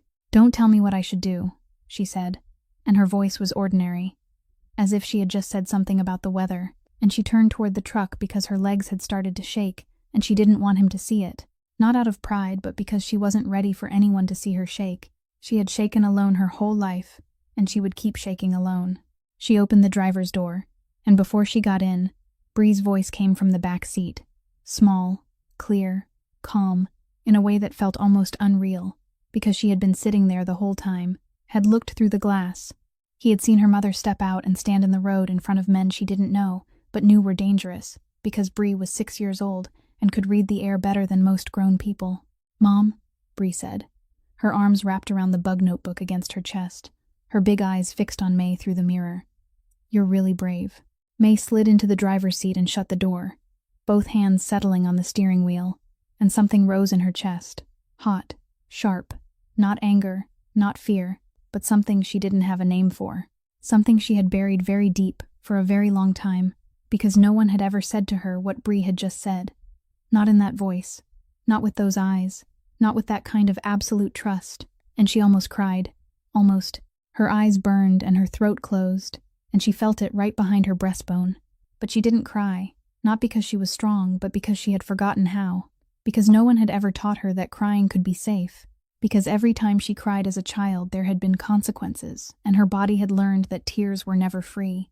And now even when she wanted to cry, her body wouldn't allow it.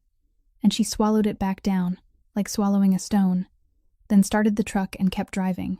The warehouse sat on the edge of Great Falls, about half a mile off the main road, down a dirt track May almost missed because the sign had snapped in half and the rest was buried under snow. But Reed said turn left, and she turned, and the old pickup jolted over the frozen ruts, until a warehouse came into view, large, with a rusted tin roof, its sliding door half open, and parked in front of it were 2 vehicles May recognized from earlier on the road.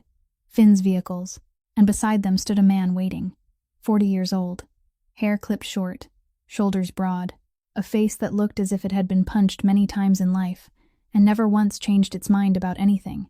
And when the pickup stopped, that man walked straight to the passenger side, opened the door, and looked at Reed, and on his face was something May recognized at once, even though she had never seen it on anyone's face for anyone else. It was relief, the deep kind of relief people only feel when they have already braced themselves for the worst news, and the worst news doesn't come.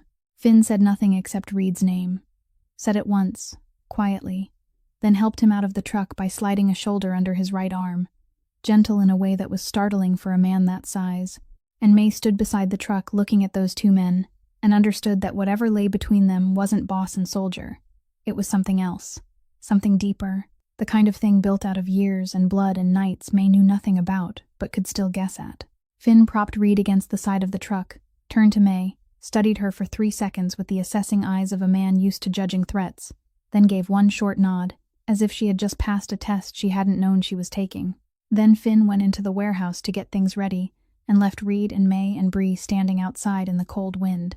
And May knew this was the moment of parting, even though no one said the word. She knew because Reed was looking at her the way people look before they leave, the kind of look that tries to remember. And she knew because the leather bag was no longer on her passenger seat. It was in Finn's hand now, and everything that belonged to Reed Callahan was being moved out of her orbit piece by piece. Reed turned to Bree. He didn't bend down. He knelt, one knee in the snow, and that movement cost him a great deal, because of the cracked ribs and the gunshot wound that had been stitched twice. But he did it anyway, and May saw the meaning in that anyway, saw the price he paid to kneel level with a 6-year-old child instead of talking down to her from above, and she filed it away in the drawer she had opened for him in her mind, the drawer that was getting fuller even though she didn't want it to. "The book," Reed said, and Bree looked down at East of Eden, which she was holding against her chest with both arms. The book she had picked up from the back seat of his car on the first day, and carried into the cabin and read aloud to him every morning, even though she didn't understand all of it, but loved the rhythm of the words, and Bree held it tighter because she thought he wanted it back. "Keep it," Reed said. Bree looked up, wide-eyed. "But your mom gave it to you," Bree said. And that sentence held everything a 6-year-old child understood about value. That the one thing your mother leaves before she walks away isn't something you give to someone else. It's something you keep, because it is the only proof that she ever existed in your life. And Bree understood that at 6, not because she was unusually wise, but because she had grown up with a mother who would drag a stranger through the snow and stand in front of guns to protect her child. And when you have a mother like that, you understand the value of someone's presence, and you understand the value of someone's absence. "And now I'm giving it to you," Reed said. And his voice didn't shake because Reed Callahan didn't shake. But there was something in his eyes that May saw from 3 steps away. Something wet, quick, fleeting, maybe the wind, maybe not the wind, and she didn't look too long because she knew he didn't want to be seen like that. Bree looked at her mother. May nodded, so slightly it was almost invisible. But Bree saw it, because Bree always saw her mother.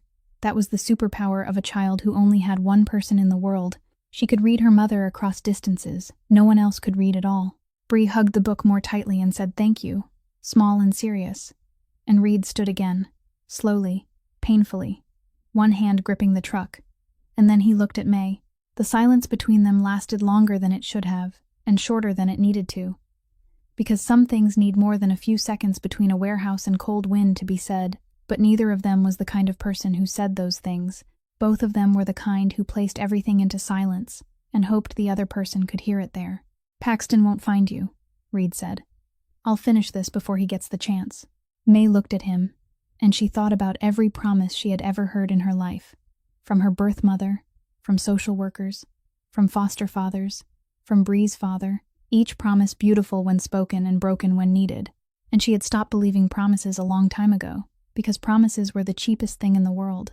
Anybody could afford them. Anybody could walk away from them. "Don't promise what you aren't sure you can keep," May said. Reed looked at her, and he didn't smile. He didn't soften. He didn't do any of the things men in movies do when they want a woman to believe them. He only looked at her with the same eyes she had seen scan a room when he woke, and look over evidence on her kitchen table, and fix on Paxton Shaw on the road. Eyes that didn't lie the way his mouth knew how to lie.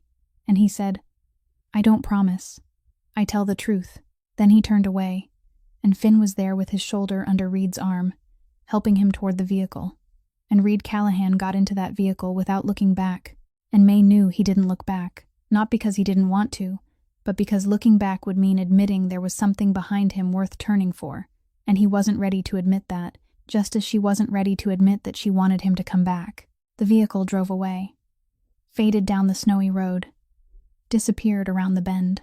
May stood in the yard of that abandoned warehouse outside Great Falls, the cold wind cutting through her thin coat, and Bree stood beside her, one small cold hand tucked into her mother's, east of Eden in the other, and the two of them stood there until there was nothing left to see but the white road stretching straight into the horizon. May drove home. 3 hours on the road, the pickup rattling and groaning, Bree asleep in the back seat with the book held in her lap, and May drove in silence and told herself that this was a detour. Not her life. Her life was the cabin, the gas station, Bree, the night shift, knitting scarves out of cheap yarn, counting every dollar, counting every day, building one brick at a time alone, the way she always had. That man, that world, the bag of cash, the envelope of evidence, the traitorous cousin, none of it belonged to her. It was 4 days, one storm, one name she would forget. She would go back to her cabin, lock the door, wash the blood off the floor, and keep living as if none of it had ever happened.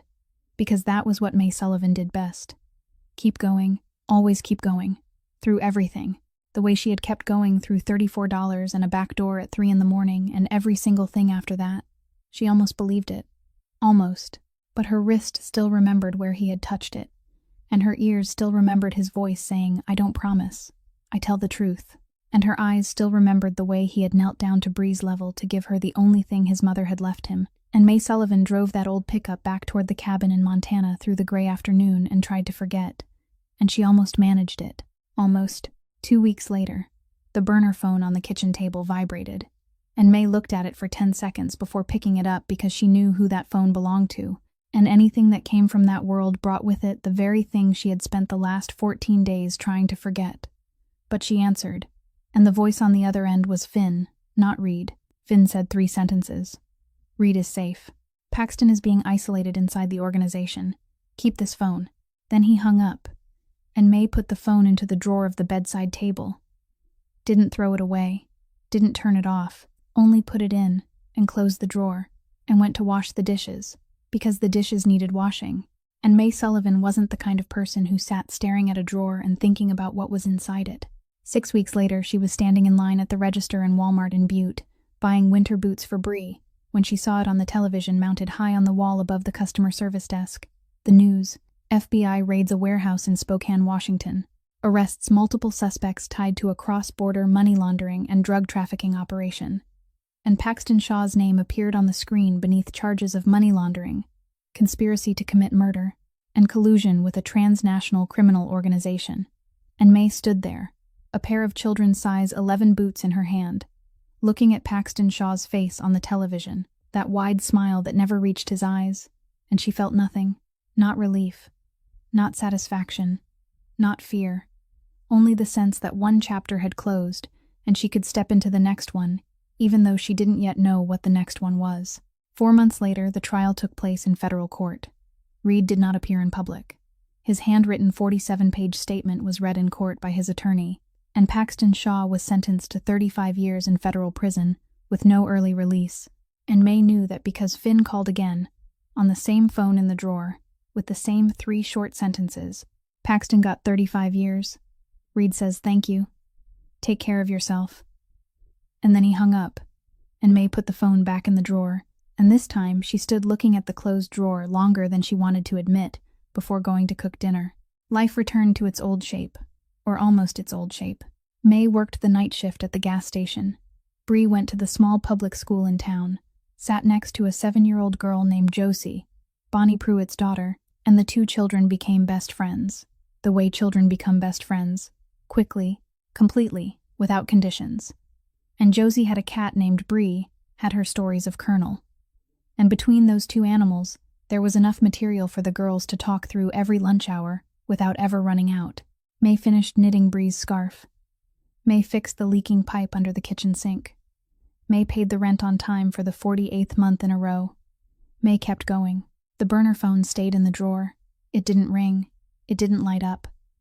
May didn't throw it away, because throwing it away would mean admitting it mattered enough to need throwing away, and she didn't use it because using it would mean admitting she wanted to hear someone's voice on the other end.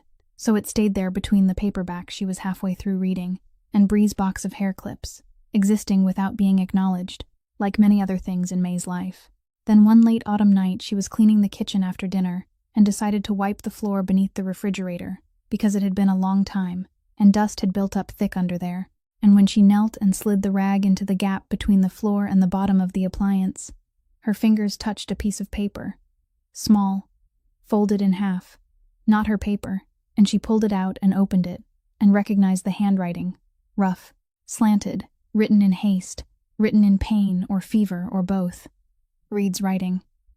$34. The little girl told me, and beneath that, a string of numbers, a bank account number, no bank name, no account holder's name, just numbers. May sat on the kitchen floor with her back against the refrigerator, the scrap of paper in her hand, and stared at it for a long time. He had asked Bree, at some point during those 4 days, while May was buying supplies at Gus's, or while May was asleep, or while May had her back turned, Bree had told him about the $34, because Bree told everything to the people she trusted, and she had trusted him, and he had listened, and he had written this note, and tucked it beneath the refrigerator, beside the place where May had hidden his gun, in the one place only May would ever find it, and he had left her enough money to live 10 years without counting every dollar, without the night shift, without ever counting calories again. May looked at the line of numbers. She thought about $34 in her coat pocket at 16. She thought about every dollar she had earned since then, every one of them with cracked hands and night shifts, and counting every cent. She folded the note again, put it into the drawer beside the burner phone, closed the drawer, stood up, and cooked dinner. She didn't withdraw the money, not because she didn't need it, She did. She always did. But because May Sullivan didn't take what she hadn't earned herself, that was the rule those $34 had taught her, and she wasn't going to break that rule for anyone, not even for the man she had dragged out of the snow. In November, Bree brought home an assignment from school. The teacher had told the children to write a letter to a friend, and Bree wrote on lined notebook paper and pencil, letters uneven and slanting, with a stag beetle sticker in the corner, because Bree didn't have a bird sticker, but she did have bug stickers, and to Bree, bugs were better than birds. The letter was addressed to Mr. Reed. I'm reading the book you gave me. I don't understand all of it, but Mom helps me. There's a boy in the book named Cal, and I think he's sad. I started school. Josie sits next to me. Josie has a cat named Potato. I told Josie about Colonel, but I didn't tell her Colonel only has 3 legs because I didn't want Josie to pity Colonel. Colonel doesn't pity himself. I hope your ribs feel better. Signed, Bree Sullivan, with the B written larger than all the other letters. So large it took up nearly half the line. Because Bree wrote her own name with the kind of pride only children have, the kind of pride in simply existing. May looked at the letter and didn't correct the spelling, and didn't tell Bree to write another one to someone more appropriate. She took an envelope, put a stamp on it, and sent it through Finn because that was the only route she had. And she sent it because Bree wanted to send it, and May had never stopped Bree from believing in the people Bree chose to believe in, even when May herself didn't know whether she believed in them or not. The letter arrived at Reed Callahan's office in Seattle on a Thursday in November, passed from Finn to the desk on the highest floor of the building Reed owned, a glass office from floor to ceiling with the city spread out beneath it, and Reed sat behind the desk in a 3-piece suit, scar along his jaw, ribs healed but still aching when the weather turned cold. And he opened the envelope, took out the lined sheet of notebook paper with the stag beetle sticker in the corner, and read it, then read it again, then folded it back along the same old crease, carefully, as if the sheet of paper were evidence of something he needed to preserve exactly as it was. Finn stood in the doorway watching him. Bad news? Finn asked. No, Reed said, and he slipped the letter into the inside pocket of his suit jacket, on the left side, near his chest. Not in the desk drawer, not in a file, not anywhere he kept business papers or evidence or anything else belonging to the empire he ran, but in his jacket pocket, where he could feel it every time he breathed. And he turned back toward the window, looking out over the city, looking past the city, eastward, toward the mountains he couldn't see from here but knew were there, white, cold. And somewhere beyond those mountains, a small cabin, a child drawing bugs, and a woman who wasn't withdrawing money from the account he had left because she didn't take what she hadn't earned, and Reed Callahan sat in his glass tower in Seattle with a 6-year-old child's letter in his suit pocket and thought that it was probably the most valuable thing he owned. In December, 1 year after the storm, May Sullivan was working the night shift at the gas station when a black sedan pulled up to pump number 3. Not an SUV, not the kind of vehicle she had dragged a man out of a year earlier. A sedan, discreet, clean, the kind of car driven by someone who didn't want attention but that anyone who did notice would know was expensive. May looked out through the gas station window, one hand still resting on the book she was reading, Of Mice and Men, Steinbeck. The 3rd Steinbeck book she had read since a bent spine paperback had appeared on her kitchen table one winter morning last year. And she would never admit to anyone that she had started reading Steinbeck because of him, but she knew, and that was enough. The car door opened. Reed Callahan stepped out. The scar along his jaw was still there. The 3-piece suit was still there. But something was different. Not very different. Someone who didn't know him wouldn't have noticed. But May knew him in the way that 4 days in a cabin during a snowstorm teaches you to know a person. And she saw it. His shoulders sat lower, not from exhaustion, but lighter, as if he had carried something very heavy on them for a very long time and had finally set it down. Not all of it, but enough to stand straighter. He didn't come inside the station. He stood beside the car in the cold, hands in the pockets of his coat, his breath turning to vapor in front of him, and waited. Waited for her to look out. Waited for her to decide, because Reed Callahan had learned one thing in those 4 days in that cabin that the previous 36 years had never taught him. That there are some doors you don't push. You stand outside and wait for the person inside to open them. May set the book face down on the counter, the page unfinished, and walked outside.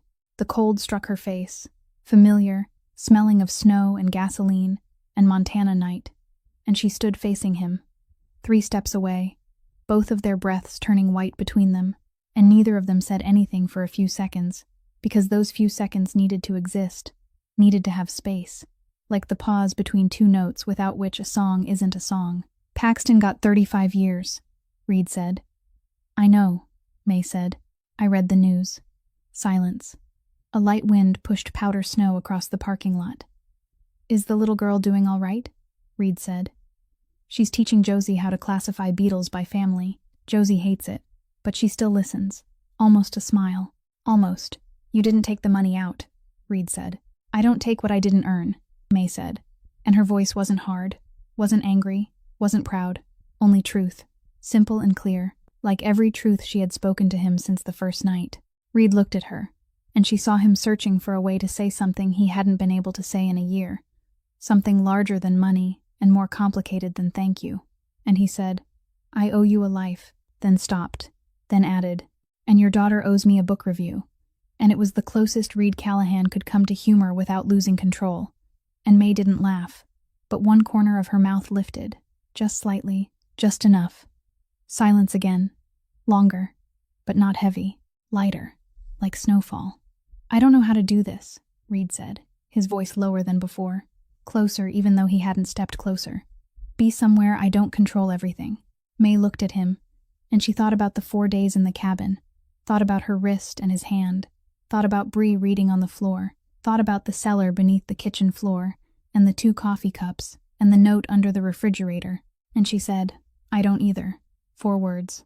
And inside those 4 words was everything May Sullivan didn't say, that she didn't know how either, that she was afraid too, that she had built everything alone too, and didn't know how to let someone step in without feeling as if she were losing control. But she was standing here, outside the gas station, in the cold night, and she wasn't going back inside, and that was more than she had given anyone in the last 11 years. Colonel still has 3 legs, Reed said. Still 3 legs, May said. Still afraid of cats. Reed nodded slowly, as if that were the best news he had heard all year, and maybe it was. The next morning, gray sky, light snow, soft wind. Reed Callahan stood on the porch of May Sullivan's cabin holding 2 cups of coffee, his body tilted slightly to the right, because his left side still ached when the weather turned cold, and probably always would, because it was the kind of wound that left a permanent mark, and he had driven from the only motel in town before dawn, because Reed Callahan still woke before dawn, still watched doors, still couldn't sleep in strange places. Only this time, he was awake not from fear, but because he didn't want to miss the morning. The door opened. Bree stood there, hair tangled, eyes puffy with sleep, an oversized sweater hanging over her hands, and she looked at him, looked at the 2 cups of coffee, and said in a completely serious voice, Did you bring milk for me? Reed looked down at her and said, No, but I brought this.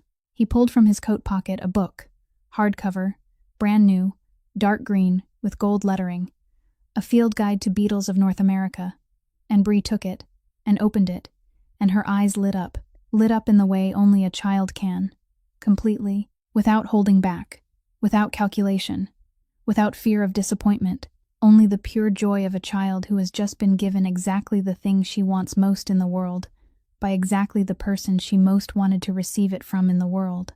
May stood behind Bree. She looked at Reed over her daughter's shoulder. Reed looked back. No one said love.